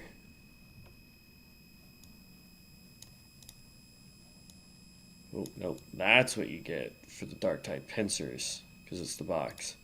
There's also the Dark Tide Summoner Staff. That's pretty dope. Okay. Softfoot's Last Resort Cache. It's the purple one. Softfoot. Softfoot.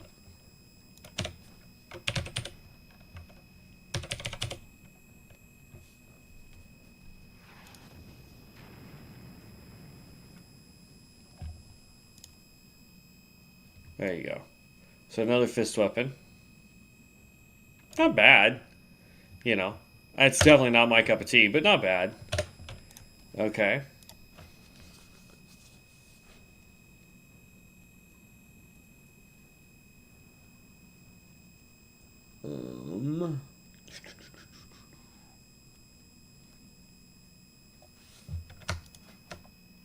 Yo. What?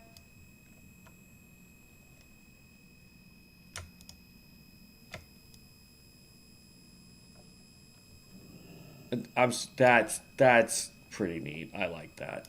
All right, so we got a whole bunch. Incantation, one with the light purple cache. Cosmetic spell designed to enhance your appearance with transfog if you find it in the database. So that's an incantation. Emberlit Mane of the Great Lynx, Alabaster Ornamental, Wavecrest Ornamental, Deathbringer's Shadow Bat. There we go. That one sounds pretty good. They've got Fell Touched and Shadow. So I want to look at both of those. So Deathbringers.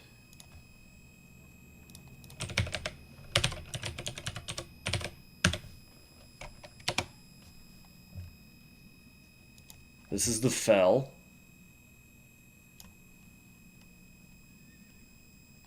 And this is the Shadow.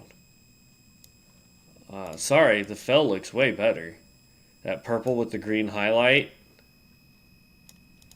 versus black with purple and red. Like, this just seems like it's got too much of a color scheme going on. You got this purplish blue color here. You've got black with red armor, whereas this one is two-tone color. It's the purple with the green, and then you've got the green aura. This is green with green with green. Too much green.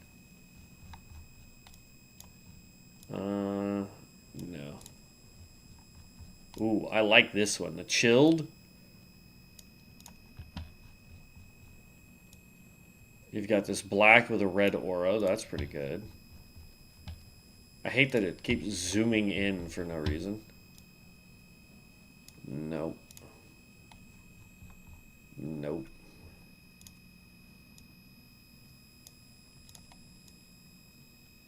Huh. It's like literally the same dude. Oh well. Alright.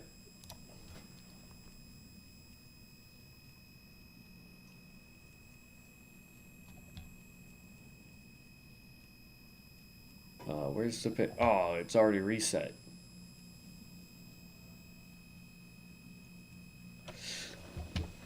Oh,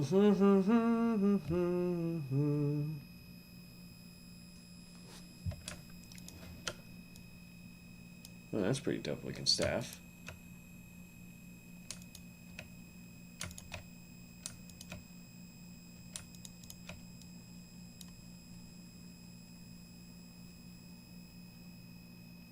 Would we just hit like a new hour, or is it every... Close enough, 155. What is this? Oh, hey, this is from Miss Pandaria. That's a owl mount. Interesting. That's gross.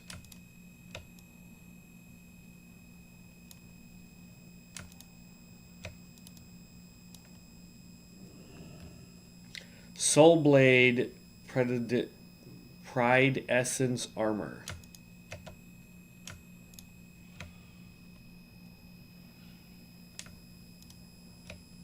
There you go.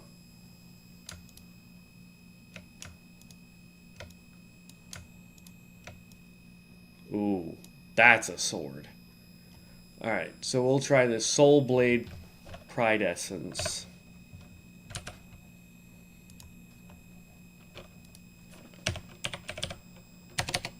Soul Blade.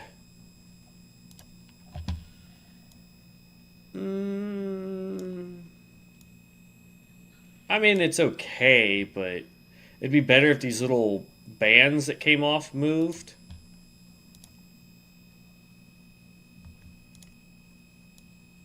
Other than that, the armor is you know?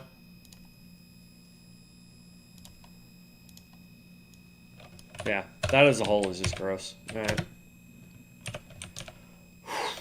Come on, man. I just need 5 more freaking levels. Reset all data.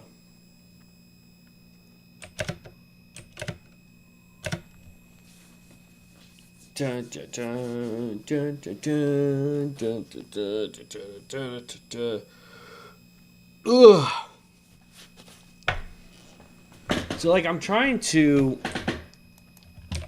figure out, you know, like, what the best setup is. Like, if you guys are playing the caster Felsworn, I would love it. Hey, tank, or no, this is the tank.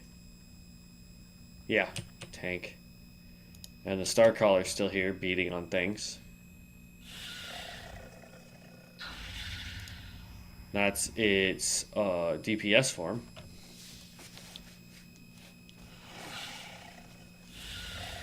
Alright, hat's hurting me. That's the healer form right there.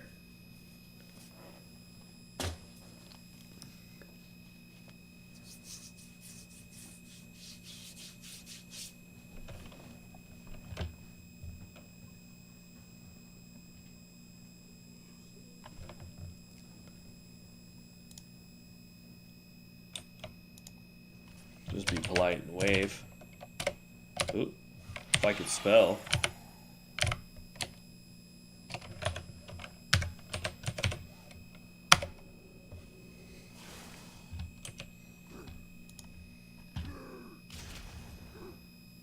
That's a melee tinkerer.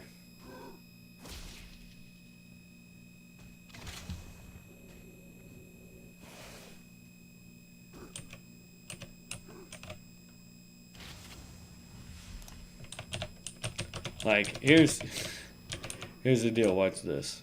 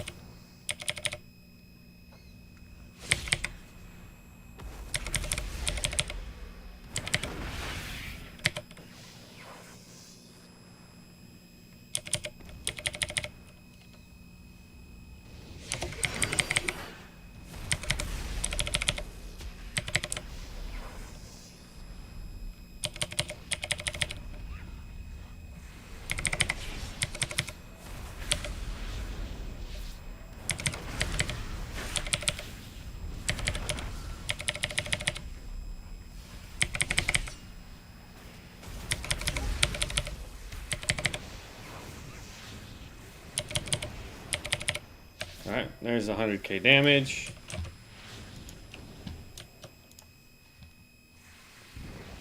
So then I come over here and I pull this up. So 103k damage, 100%. We never missed. Fell Smite hit 70 times. It was 18% crit, 12% normal for 13k damage. Fell Spears, again. So this is Sargarian Smite morphed into Fell Smite. This is Netherlance. Yeah, Netherlance morphed into Fell Spears. These two right here, plus Fell Wrath, and Fell Eruption, which is what is Fell Eruption?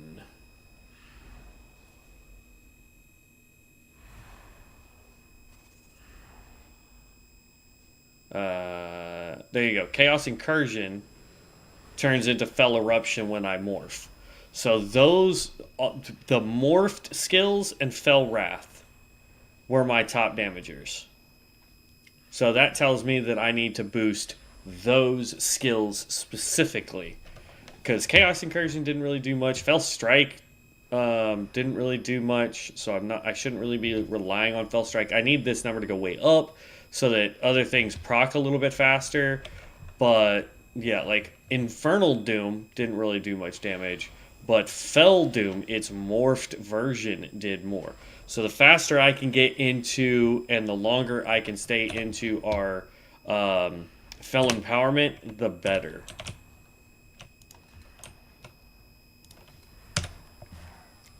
So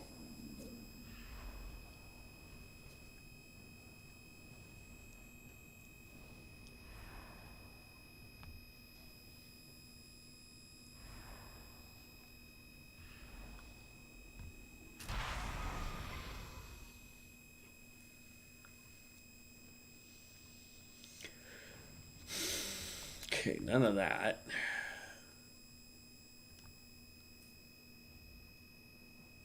So yes for Netherlands. That's fine. That strikes 3 additional targets. Chaos Incursion by 10%.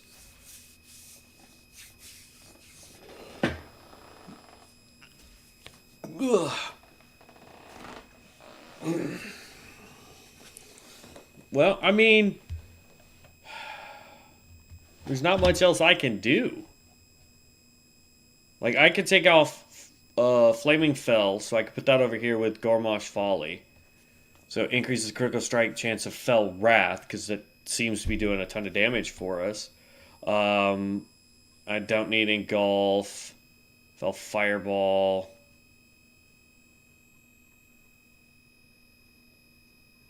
Infernal Doom, that's fine. Fell Strikes now increase your spell haste, stacking 3 times. So like, let me take that off real quick. Oop, no, I already had that one. Oh no. Grab that. Let's reset this.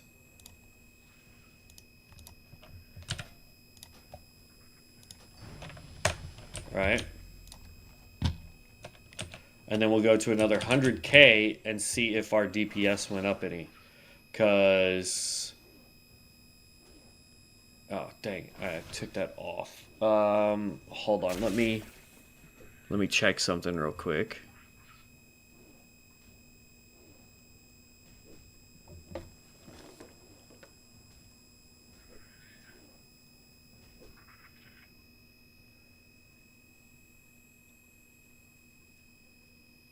So at 103k, we were at 800 DPS. Okay. That's what I wanted to double check. All right, so we get to 100k, and if we are above 800 DPS, that's an improvement, right? So I put my mouse right there on top of him.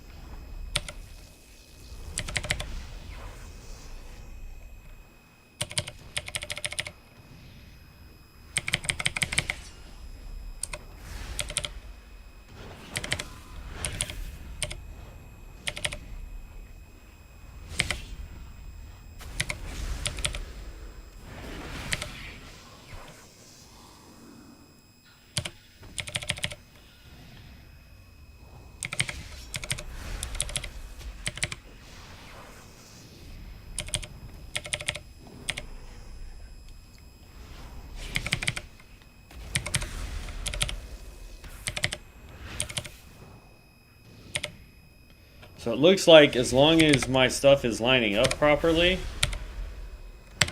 I'm at almost 1,000 DPS a second.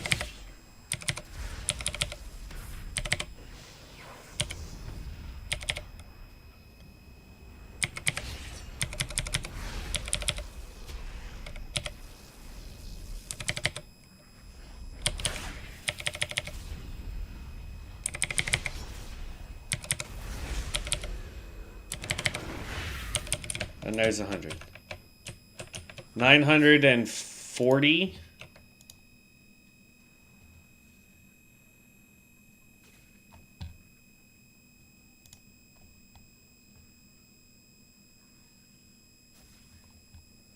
So it peaked at 940. Fell Smite again top. Fell Wrath again top. Fell Eruption. Fell Spears dropped down quite a bit. And Fell Doom. So yeah, any morphed skill, that's where our damage comes in. So we need to try and do what we can.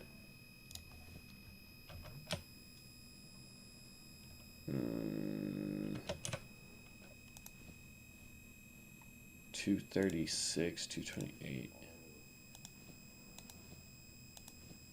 My crit goes down, but my damage goes up. So yeah, that's fine. So yeah, I'll leave that there. That actually showed a marginal improvement. For here though,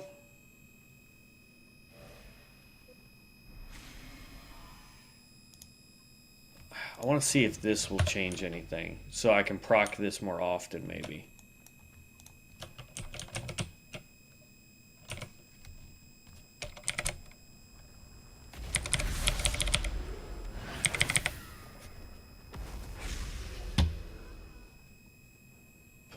All right, stop it. There we go.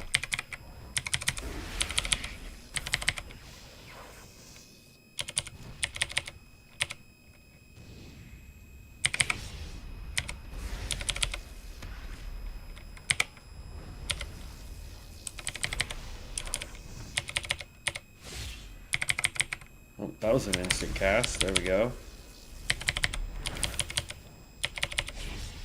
Another instant cast.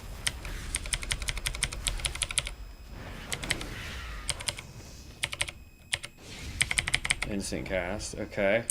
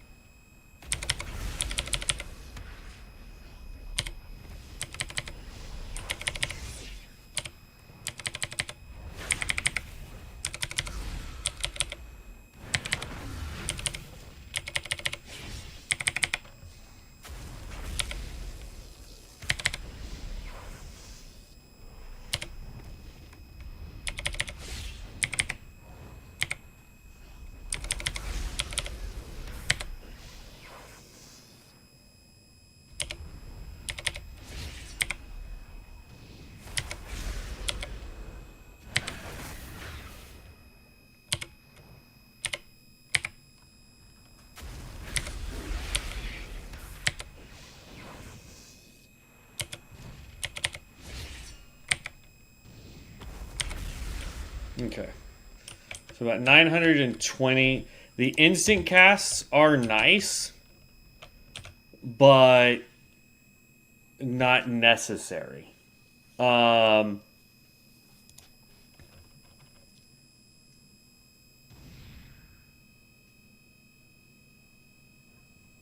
sensitivity.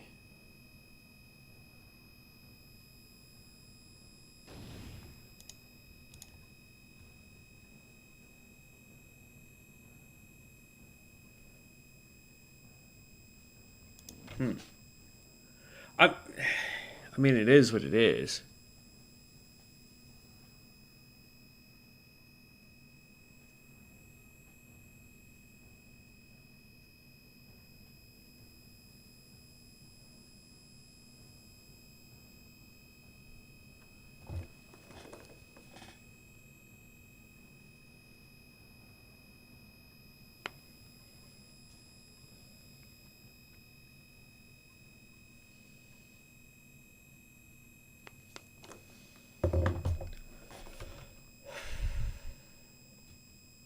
So, okay. We'll put that one back. And then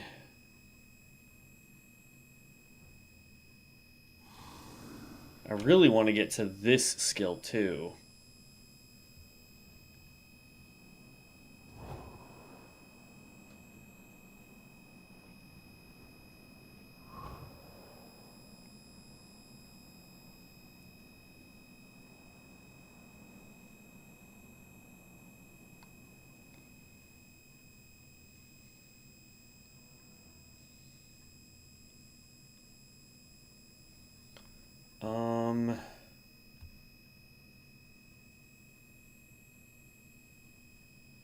Yes.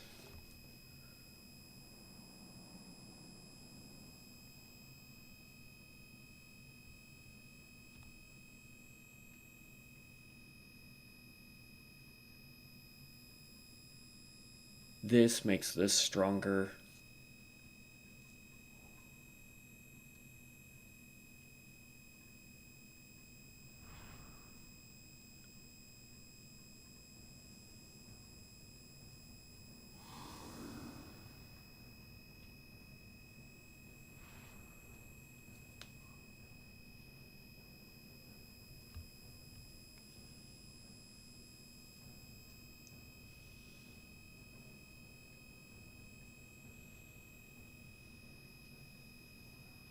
Wait, hold on. Landing 2 consecutive critical strikes within 10 seconds with Chaos, Incursion, or Cripple now causes your next fireball or rage fire to deal 30% increased damage for 8 seconds.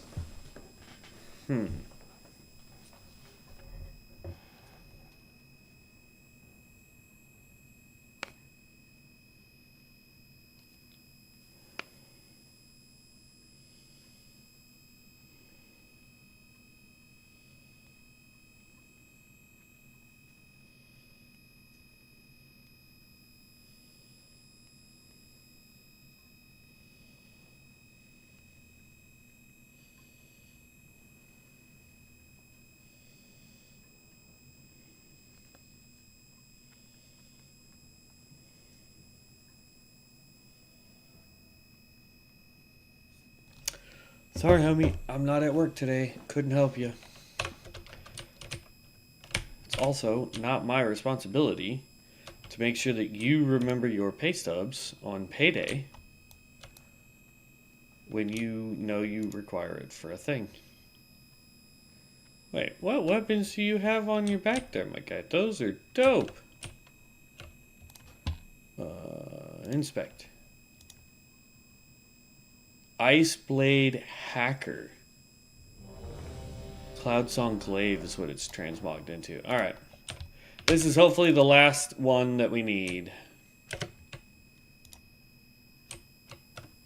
That is a melee Felsworn, 100%. And this is somebody who's done Mythic and Raid. Holy cow, look at that. PvE power is maxed out.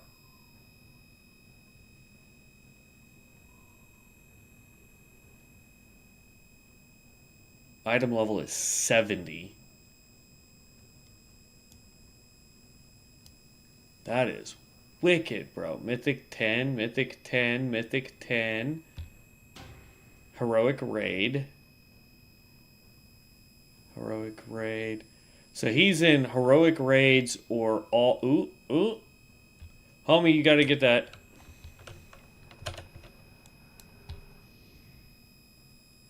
Really?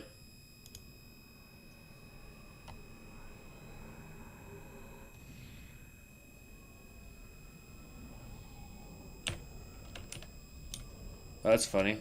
I can do the one to Orgrimmar, but I can't do the one to Undercity.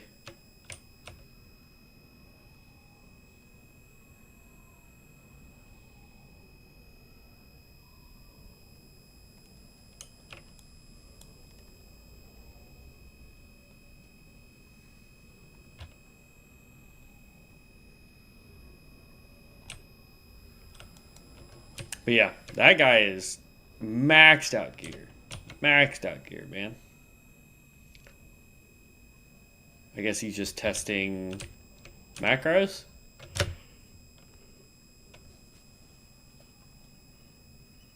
Ugh, excuse me. Oh, come on. Got 3 more minutes and then I'm dipping to make my Venomancer.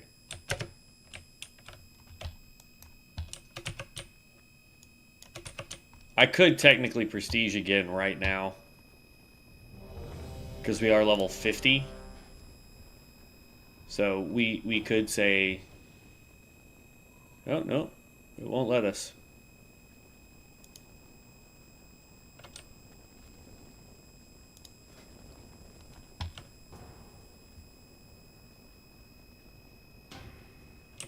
Oh my gosh.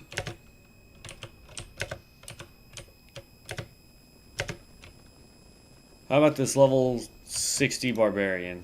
Let's look at his stuff. Inspect.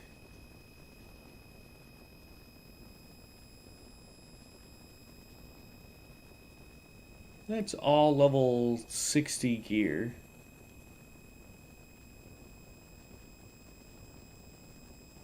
Level 60, level 60, level 60 heroic. Nice.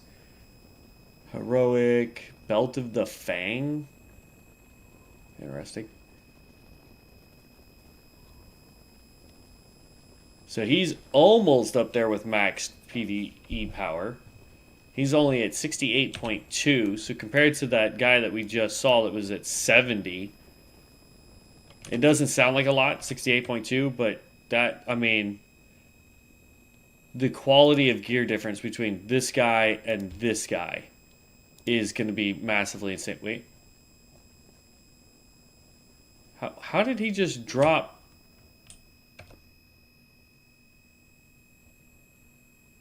I mean, I was trying to show a thing, and then you... There we go. So 495 and at 70 point. The difference between that is all this gear, right? Like all this Mythic Plus or Mythic 10 gear that he's got on.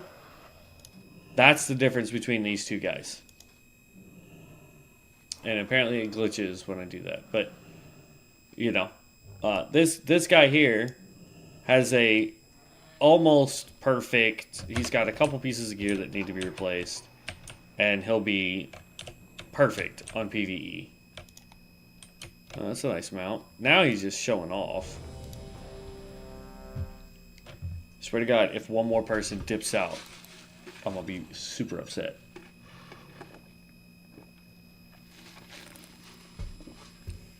I like his guild. Let's whisper him.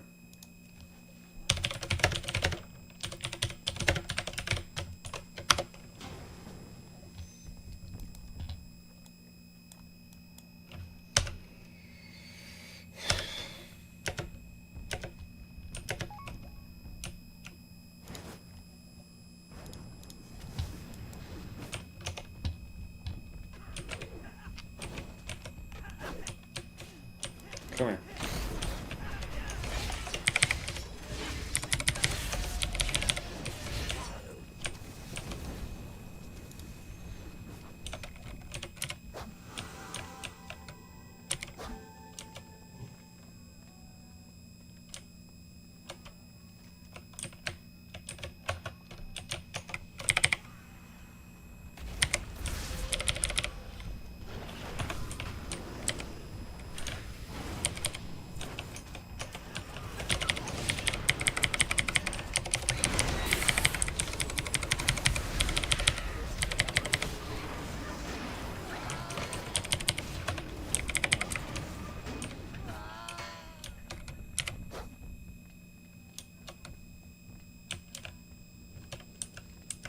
And here's the boss. So this isn't even going to give us a level.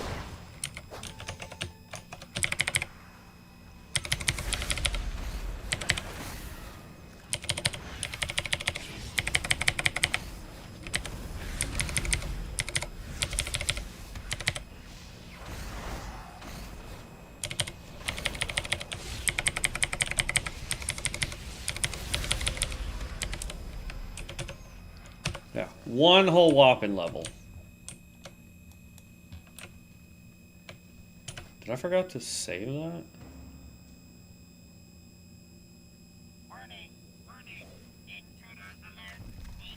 Meh, I'll leave it.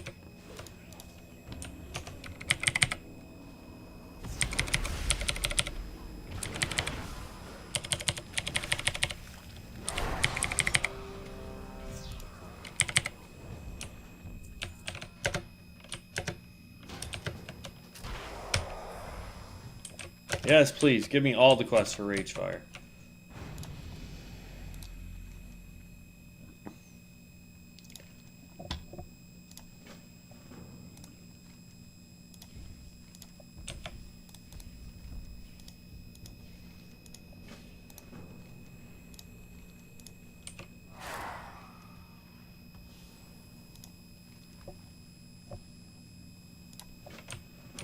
Yeah, I don't know.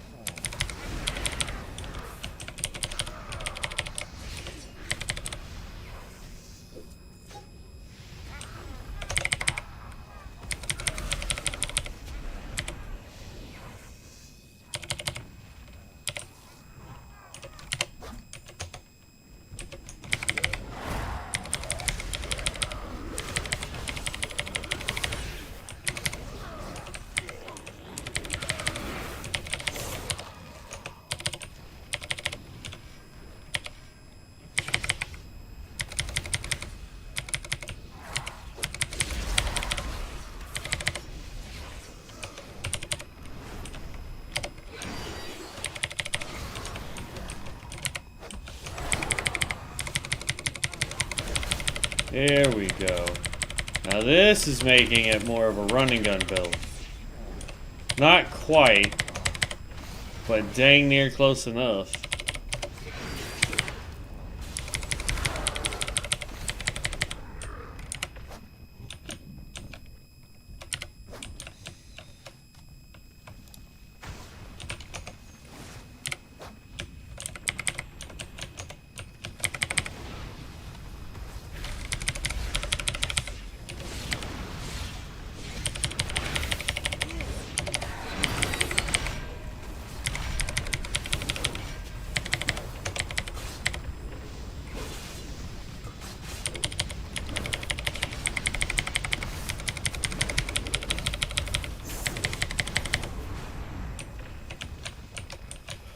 Oh yeah.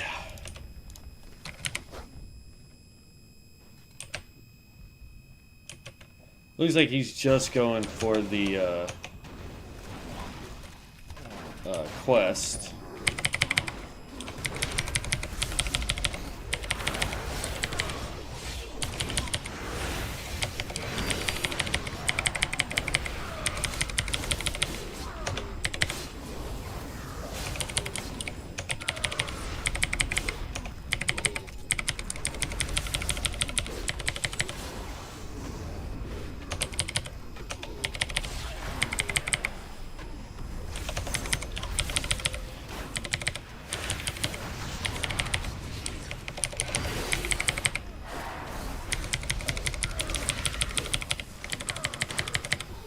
And I feel like we're transforming a lot more now, too.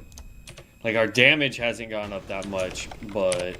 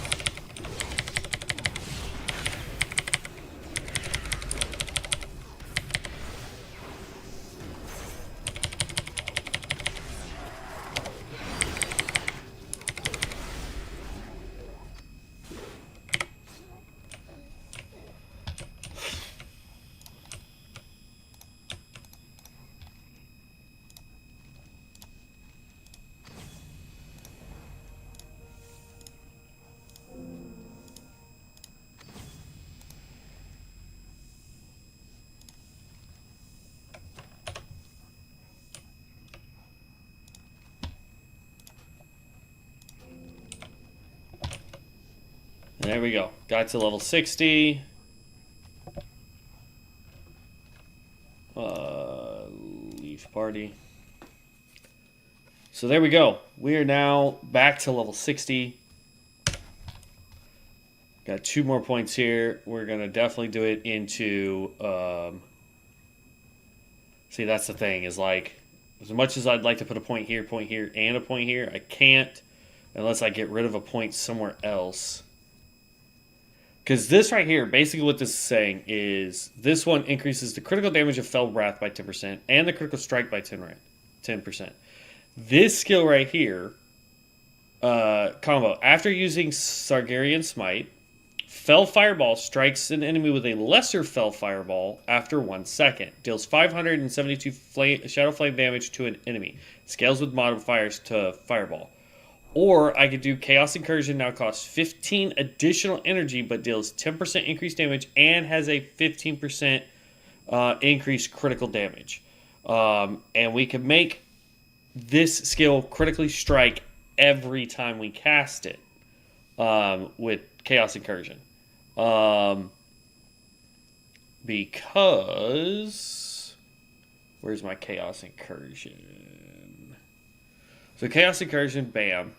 And then Fell Fireball and Chaos Incursion now have a 15% chance to trigger a Fell Strike. Or did they get rid of the thing that makes it always crit? That's Netherlands.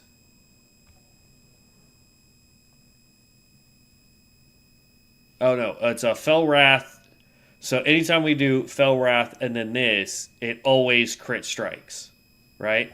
This increases how much damage it does when it crit strikes. So you can hit heck hard with it on here. Because it does 10% increased base damage plus 15% increased critical damage.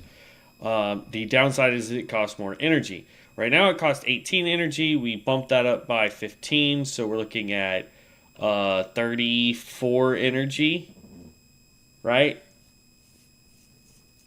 Something like that. Or 32 energy per cast. Whereas this gives us fireballs.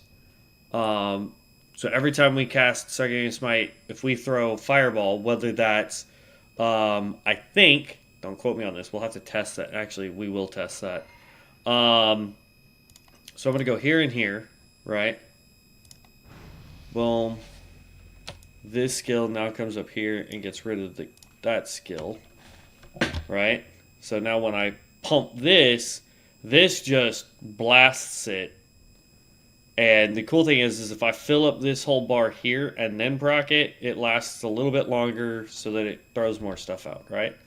So I'm going to try this here and see if my normal rotation will proc that. Reset all data.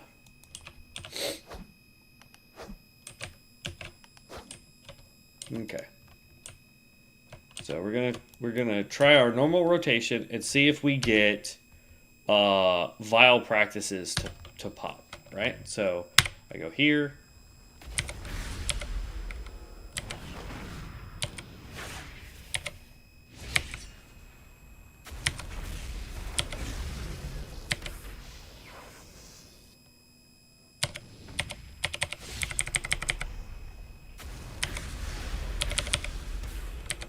And it doesn't seem like it does. Because it looks like anytime I pop...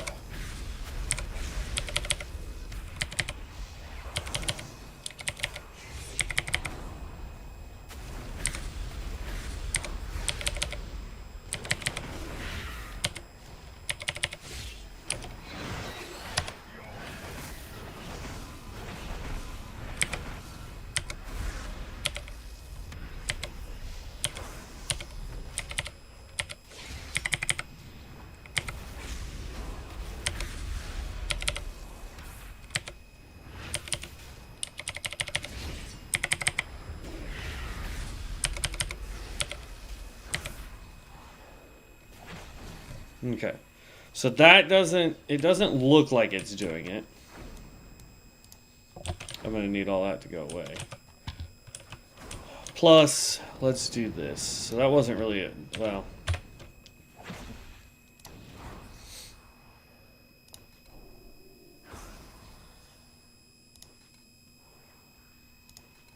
Okay.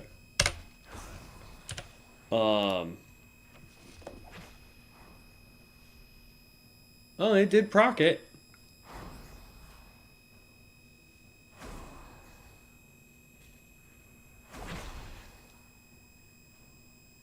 Only half the time, though. I did 24 hits with Sargarian Smite, and it only procced 6 of the lesser fires balls, which did 6k damage. So now that I know that, let's swap that skill out and go that way. So that now Chaos Incursion does more damage.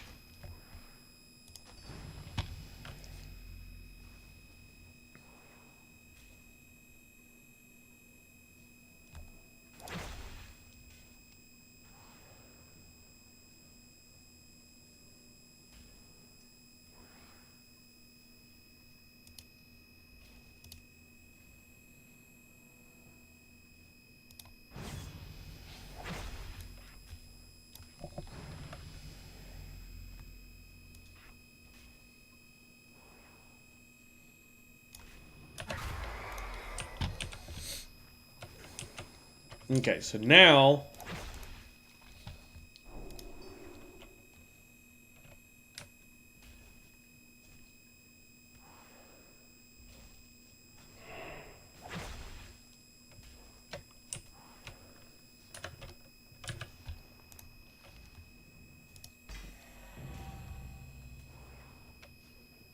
Ooh. There we go. That's my offhand right there. That's cloth, no. It should be leather if I remember correctly.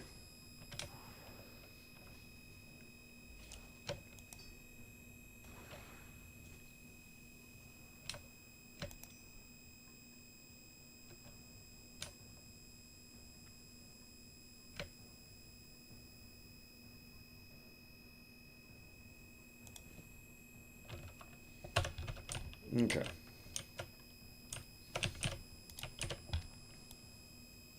I like how it says it's level 1, but it really isn't. So here's the thing. Let's try this. Now Chaos Incursion should do more damage. So right now, Chaos Incursion on here did 5.7k. So as long as we can get Chaos Incursion to do more than 5.7k at around 94k DPS, we should be okay.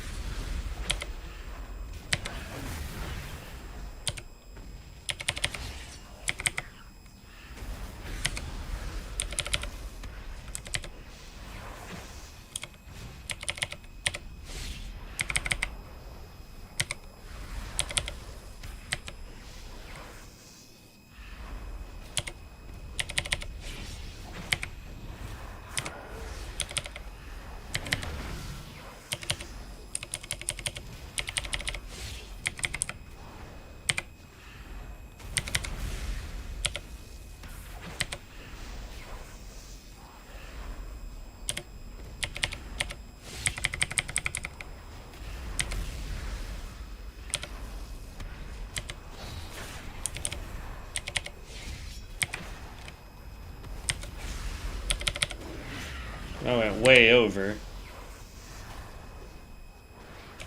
But there's a necromancer right there. So we went way over the 94.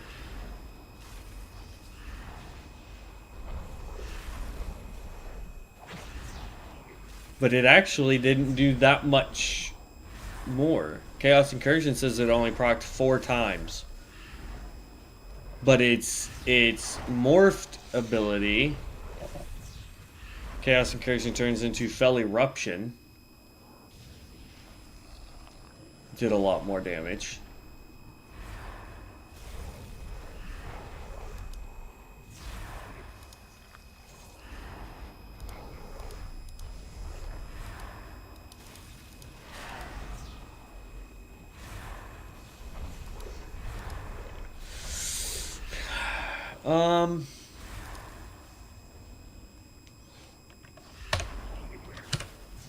Yeah. I'd say for now, this is how I would leave it.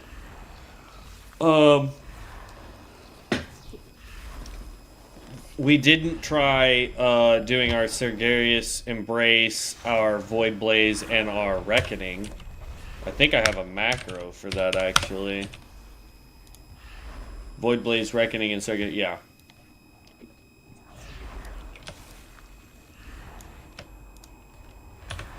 So, just for giggles, this here, you go 1, 2, 3.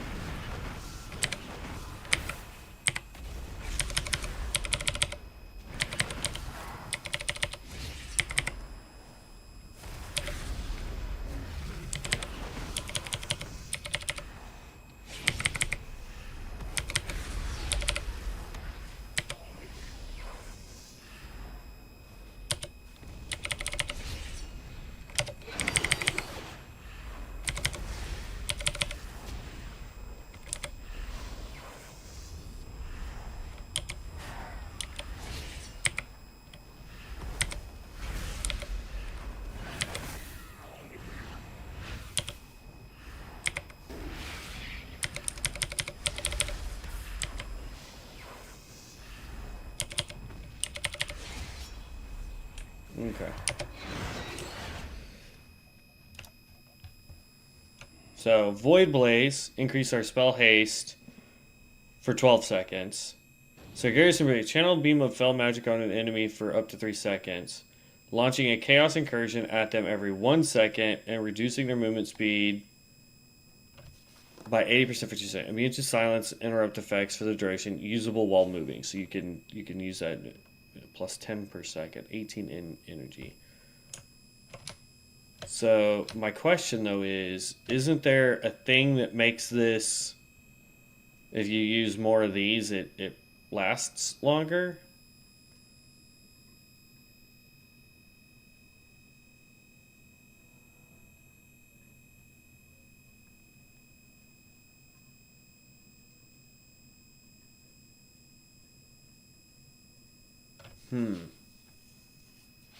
So no, this doesn't combo into each other anymore.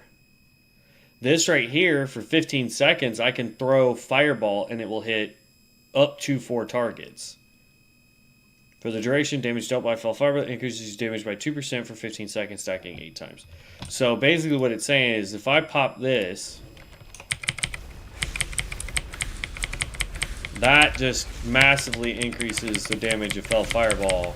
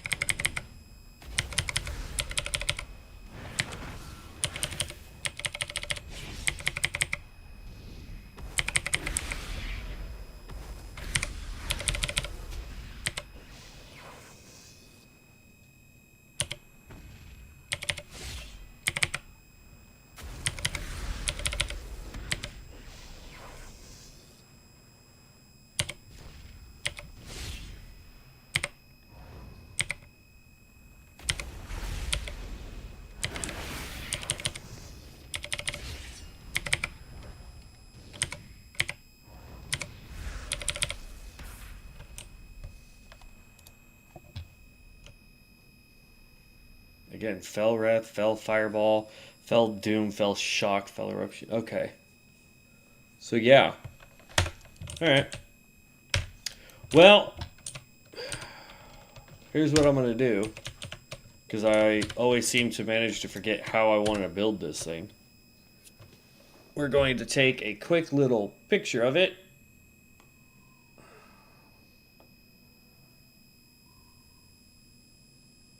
Oop, there we go. Whew. All right. Then we're going to go tell Chromie that we want a prestige one more time.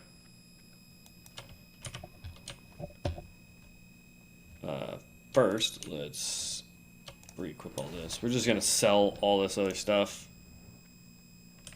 I don't really need to hold on to any of it.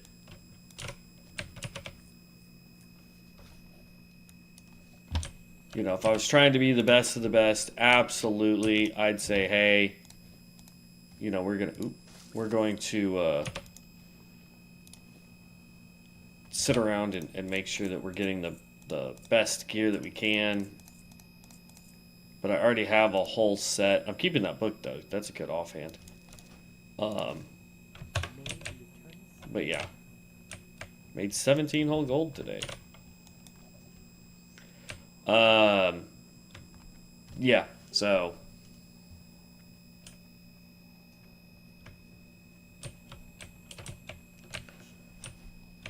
here we go, Chromie. Alright, so currency, we're at 400.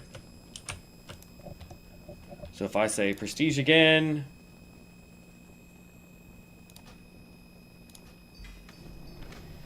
then it's going to boop us out. So that's how we're getting a whole bunch of those purges, by the way. Let's go back in.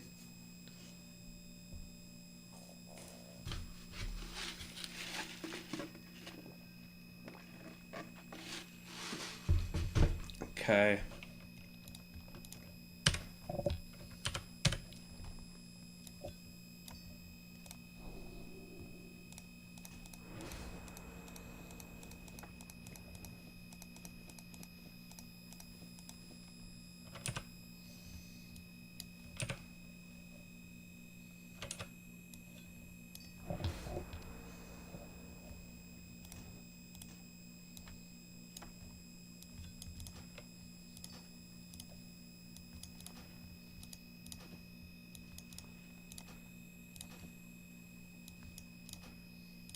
There we go. So now that we've prestiged yet again, we're now at 500. So when, which gave us 100 coins. Then when we prestige again, we'll get 300 or 200 more. So we'll be up to what is that? 700 coins because we get 300 or 400. We were at 400, we gained 100. We were at 300, we gained. I'm so confused. I thought it was 300 per prestige.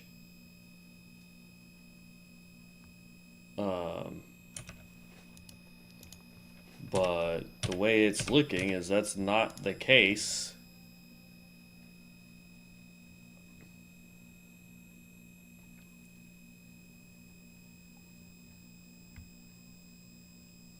Unless this jumps us up to 700 when we turn it in, because this is the second time we've prestiged.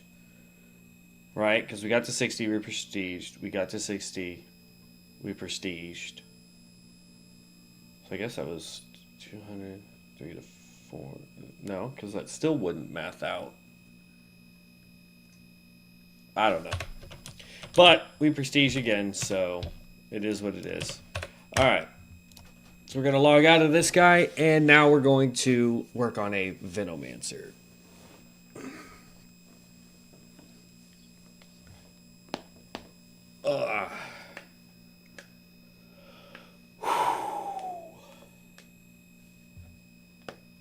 Tell you what, though.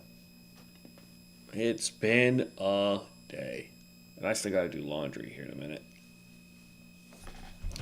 All right, so create a new character. Ooh, nope.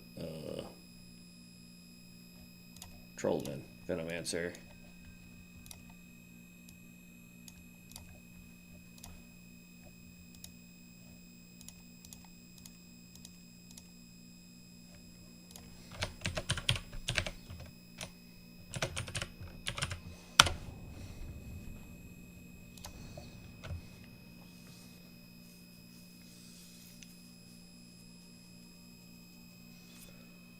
See, it is 3 o'clock. Let's get this chick set up.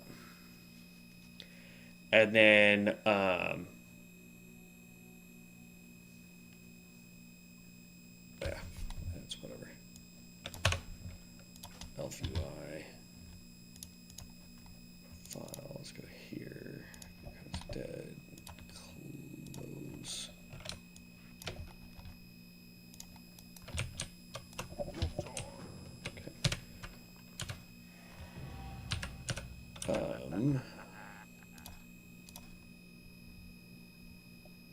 Well, this could go all the way up to male gear.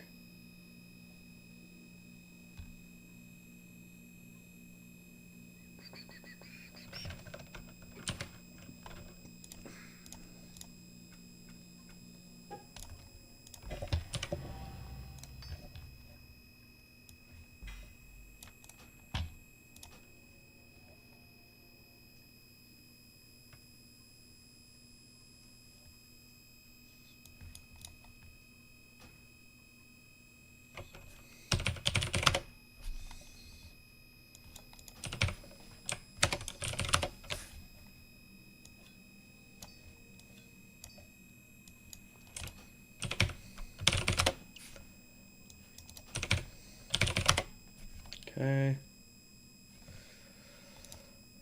Heirloom.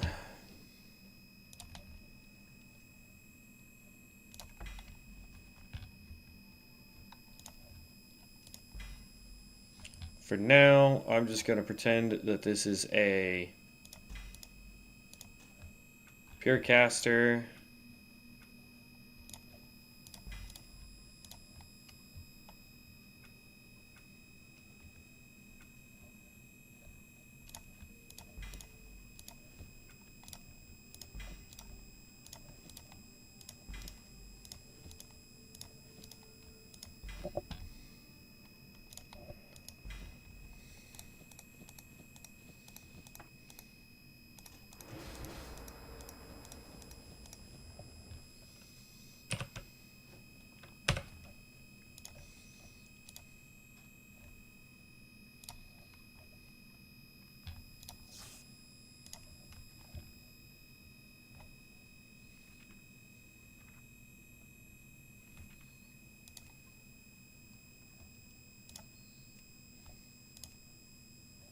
Whoops.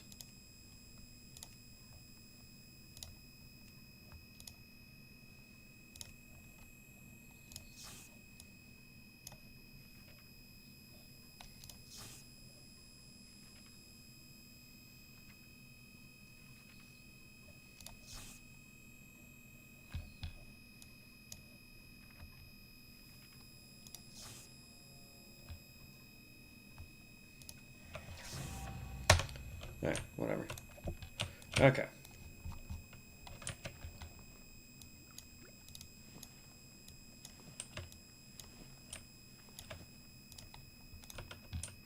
Blood and thunder.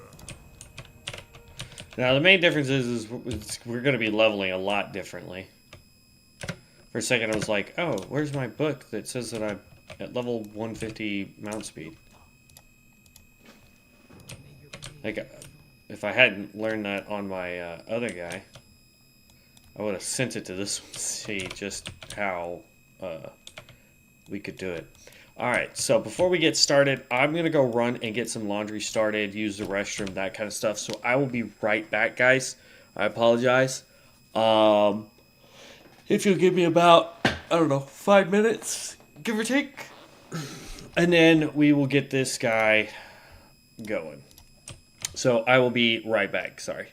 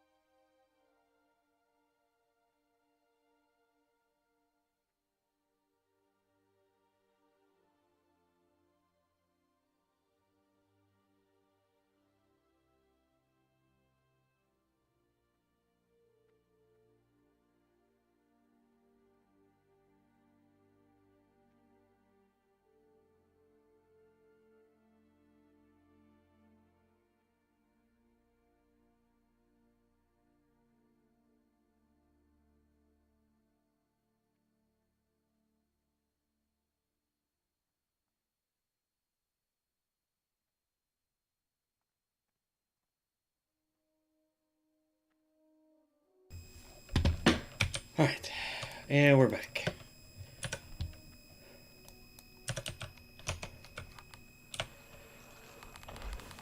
Now, primarily what I want to do is get to healer. Oop, Book of Ascension, Loot Bot, Wonder Ball. There we go.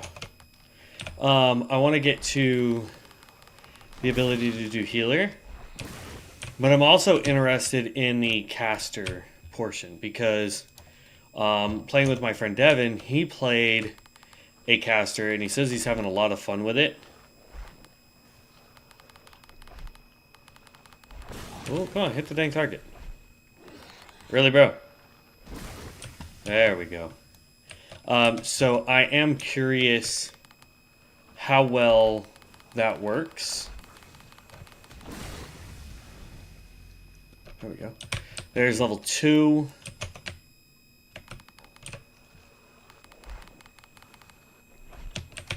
We now have miasma. So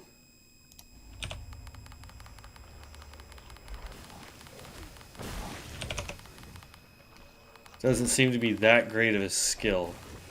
Create an 8-yard cloud of poison in a location for 18 seconds, causing 5 nature damage to 8 enemies every 2 seconds. So it is an AoE skill, but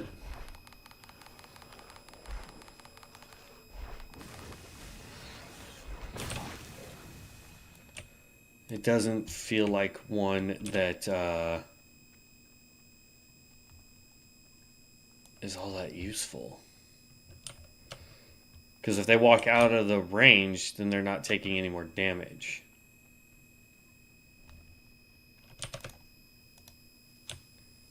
Okay. We're going to go grab this quest. You know, now it's just the generic run around and get quests done kind of thing. Let's look at add-ons. Auction auto quest is on. Quest helper needs to come off.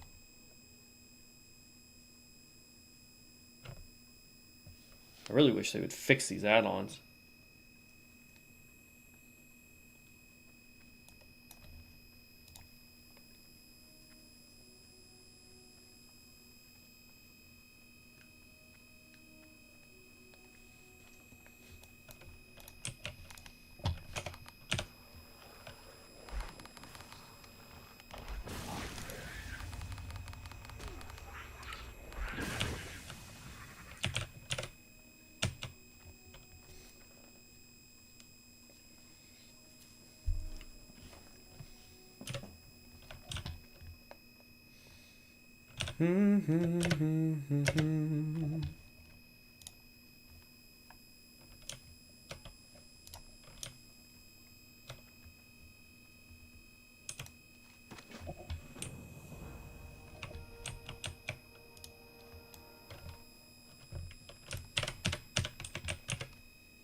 That almost got us to level 3. Yeah, there we go.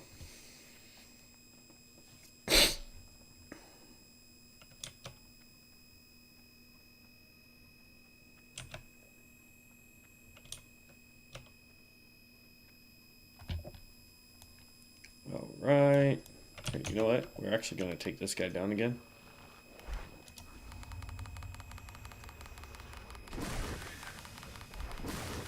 Because that will level us. Bam, there's level 3.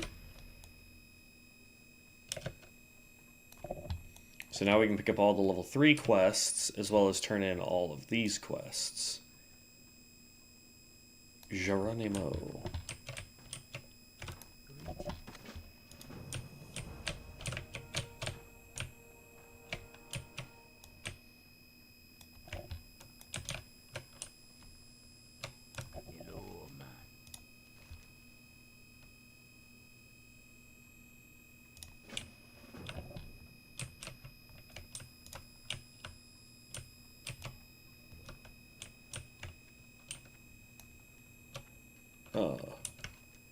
Who's the what's it now?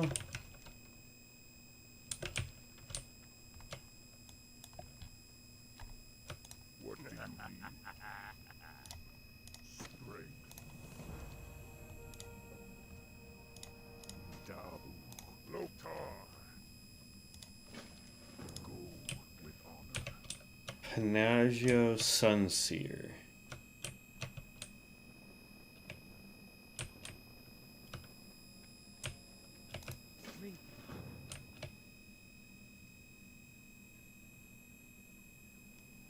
That one. Go forth to victory. This is going to be the reanimator.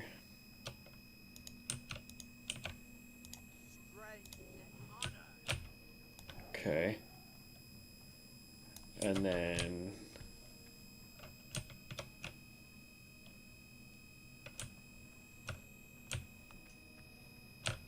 I'm looking for Tinker, Primalist, Barbarian.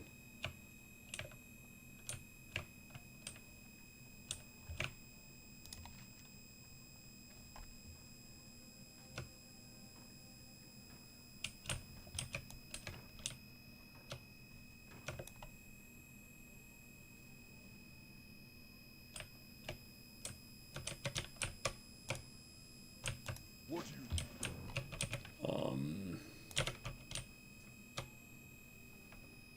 I'm looking for Pangajo.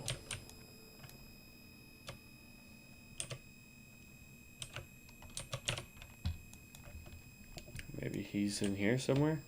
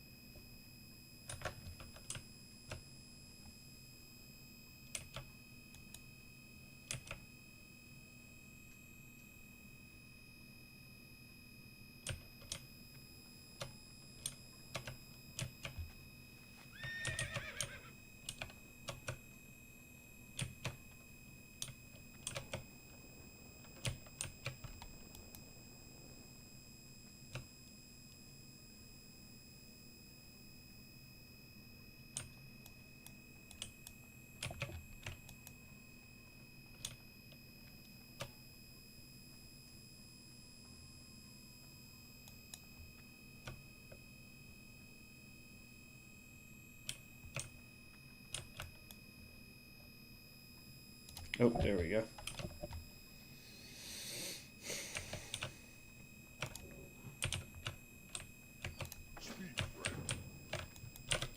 Okay. It's like, bruh, this was confusing the snot out of me. I'm like, bruh, did they mess up this quest too?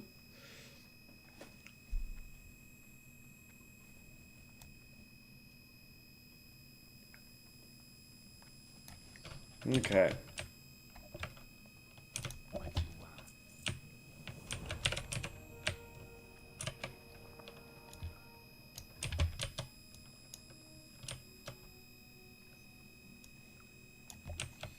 So this is supposed to be an infinite potion. Yeah. This is a trinket.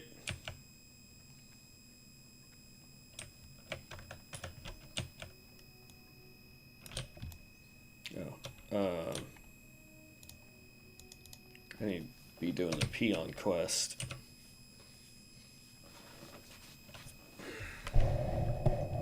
Alright, while we do these quests, I'm going to also try and eat, because it is almost 4 o'clock and we ate at 11. So it's getting a wee late. busy? Leave me alone. Okay, get up, lazy. I got me a chili cheese dog. I tried, Sonic has this new, it's supposed to be a spicy wrap, I think. It is not spicy. I got down to the bottom of it and I was like, huh. So, thankfully, I also got my chili cheese dog. Yes, I eat my chili cheese dog with a fork because I don't want to get stuff all over my desk or my keyboard.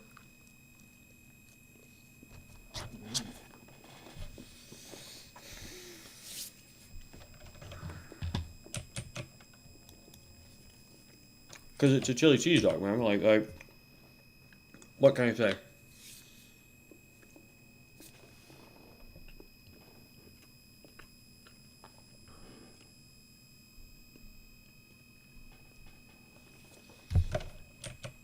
What do you want? I need you to fall asleep, my guy.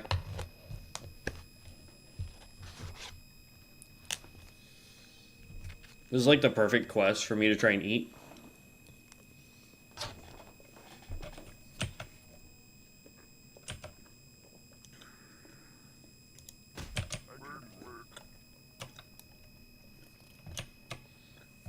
I feel like I'm one of those boss people that just sit there and wait for the employee to goof up.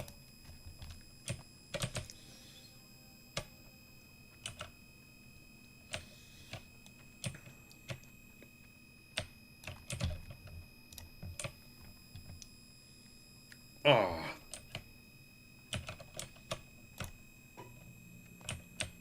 It's okay. We'll take on some scorpids.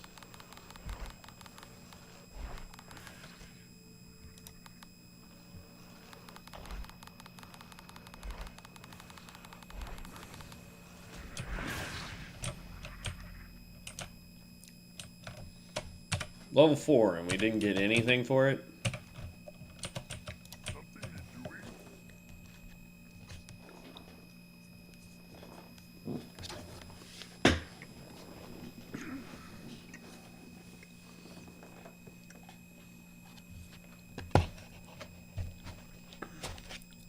Okay.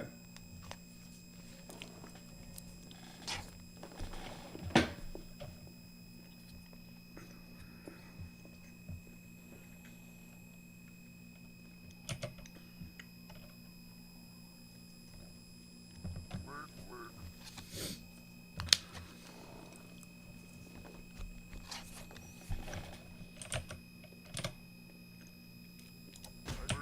Work.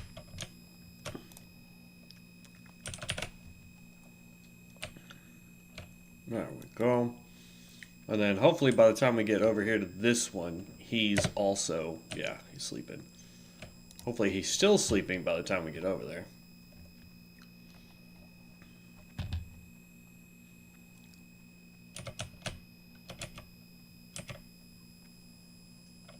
Work.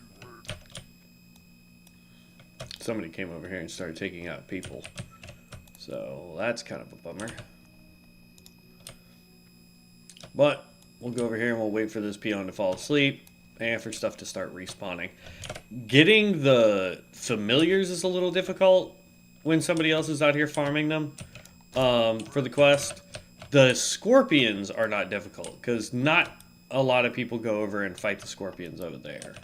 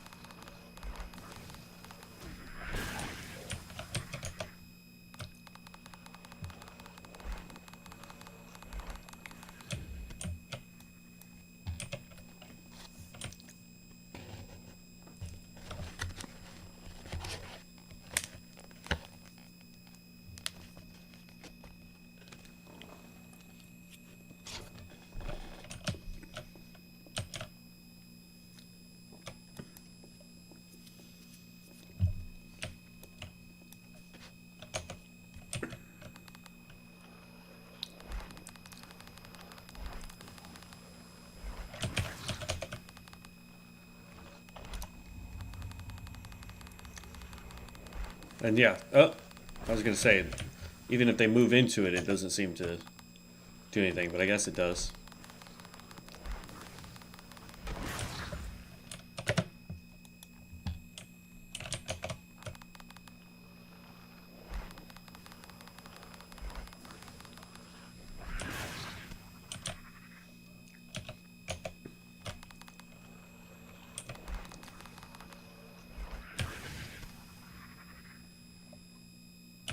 See what I mean, though?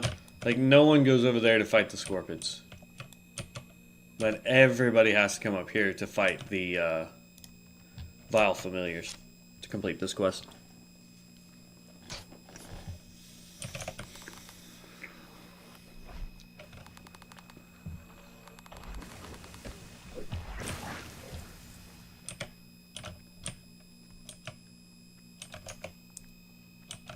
Okay. Oop, oop.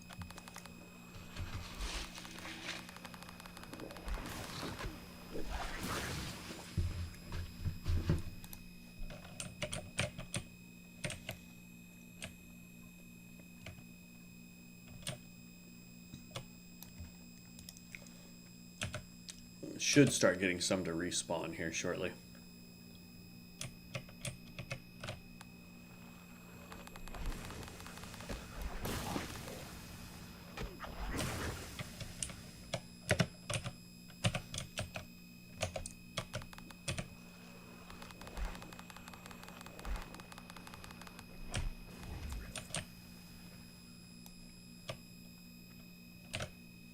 Come on.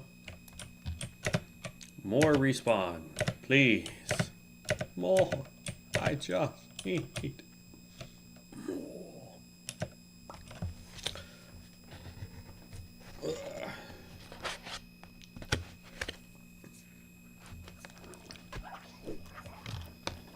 Uh-oh. I was trying to take a bite of my hot dog there, my guy.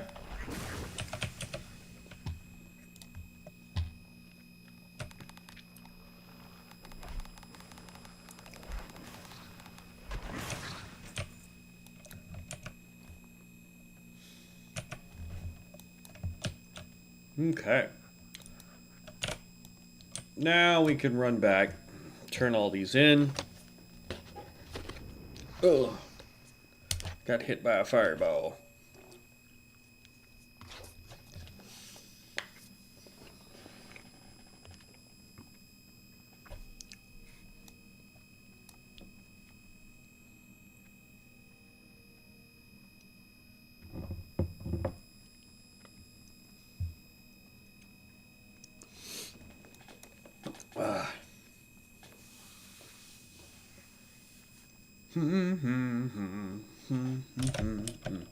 Oop, running into a tree.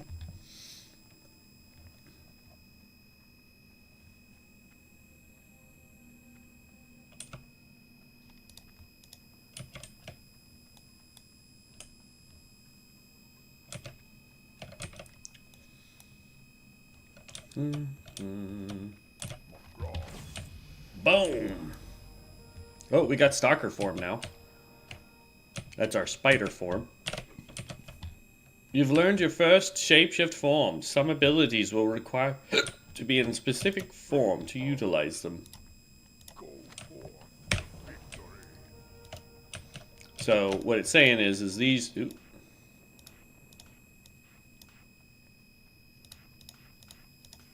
These two abilities here require this form. Fight well. Go with honor.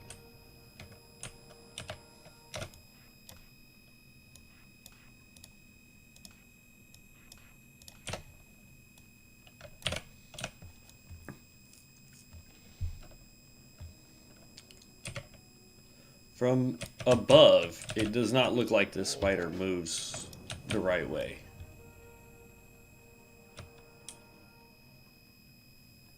I wish there was a way for me to...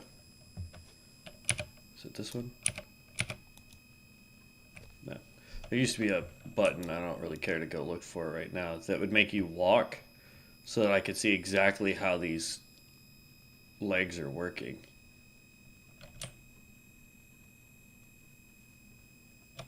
But it's like the back and middle leg is doing all the work.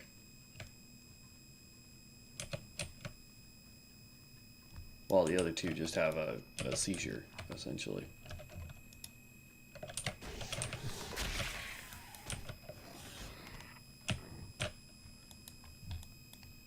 Yep, I don't like this form.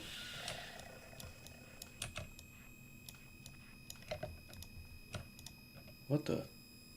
Oh. I don't know why that tripped me up for a second.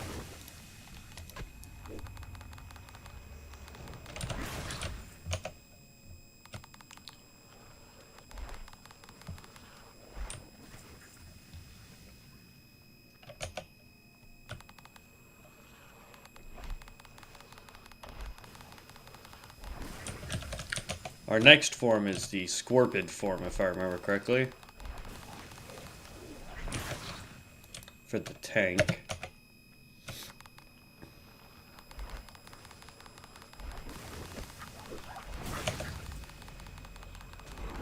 Yep, there you go.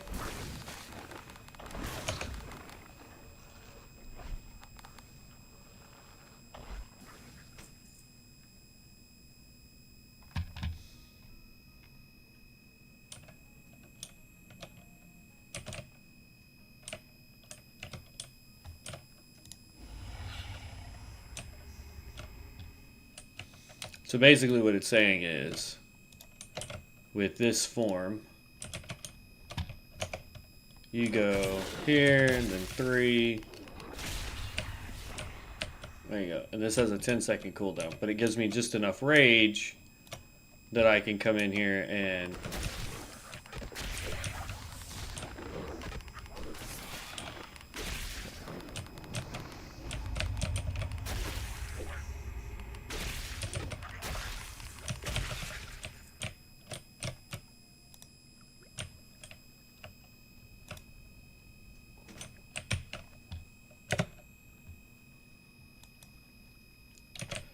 I don't know.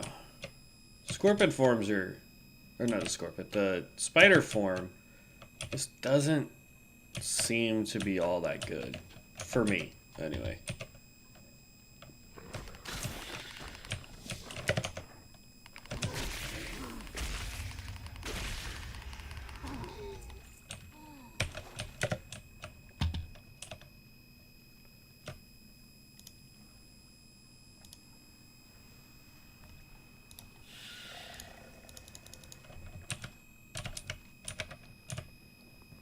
Oh, so that is a one-time use potion. I thought that was supposed to be an infinite use potion, but I guess not.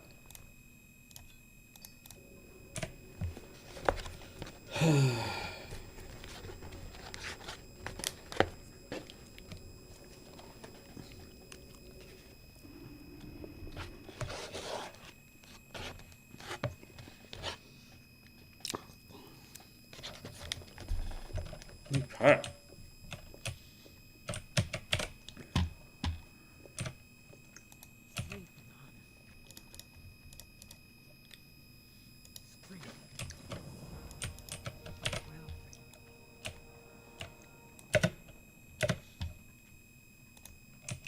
Speak, friend.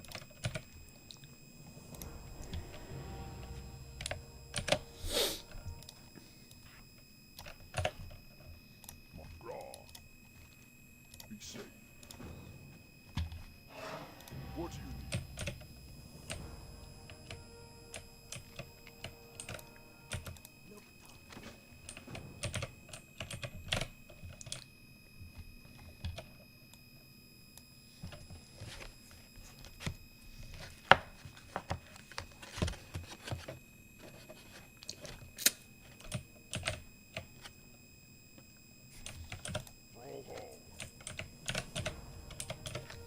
Okay.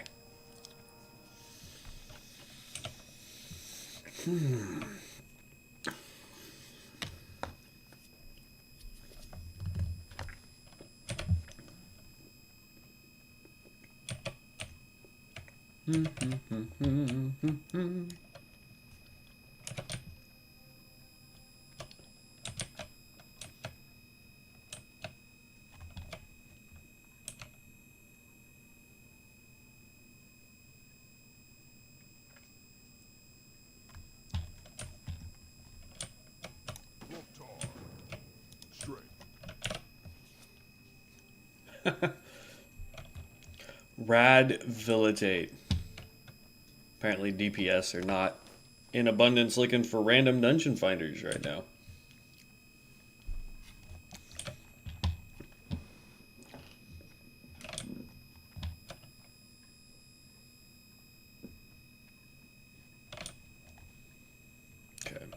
Well, once I get to the Sinjin village, what I'm going to do is I'm going to take a little bit of a break.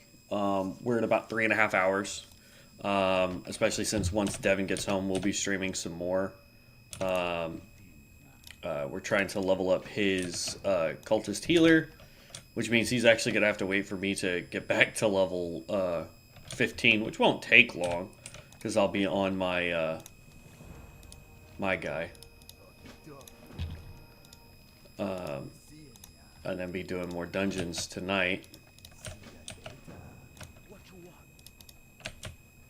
Trying to get him to get to level 60, because either then he will prestige and we'll continue leveling that way, or we'll actually take the time to start trying to level up our characters and get better gear and whatnot for them. But yeah, so I'm going to take a little bit of break. I may be in the background trying to level this guy a little bit. But for the most part, I'm just going to take a little bit of a break, probably about an hour. And then I'll continue streaming again until Devin gets on. And then we'll go from there. But so far, caster is definitely the way I go for this. I'm not a fan so far of the spider form, but I'm also trying, as you guys know, I'm not a huge fan of melee to begin with. So if it's not a cast or ranged, I pretty much don't do it. It's one of the reasons why I struggle with finishing our Reaper. I just noticed that we're about to hit level 7, so that is our first heal. So what it's saying is, for 30 seconds, this is going to continuously heal us. So as you can see, we're just constantly getting health. And then when this timer goes all the way down,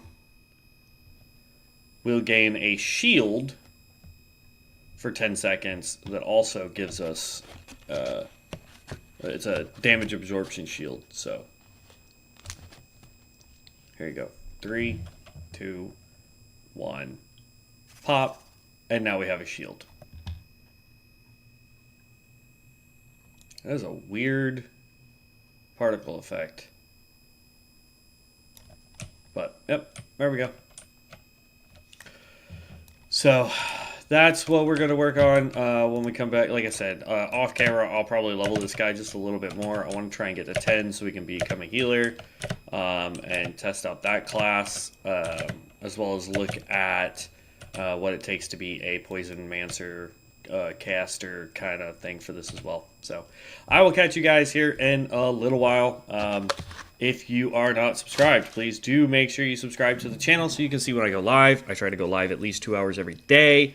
It's just dependent on my work schedule, on what part of the day that is. So other than that, I try to play with Devin when he's available, and then play by myself when he's not. So I will catch you guys later.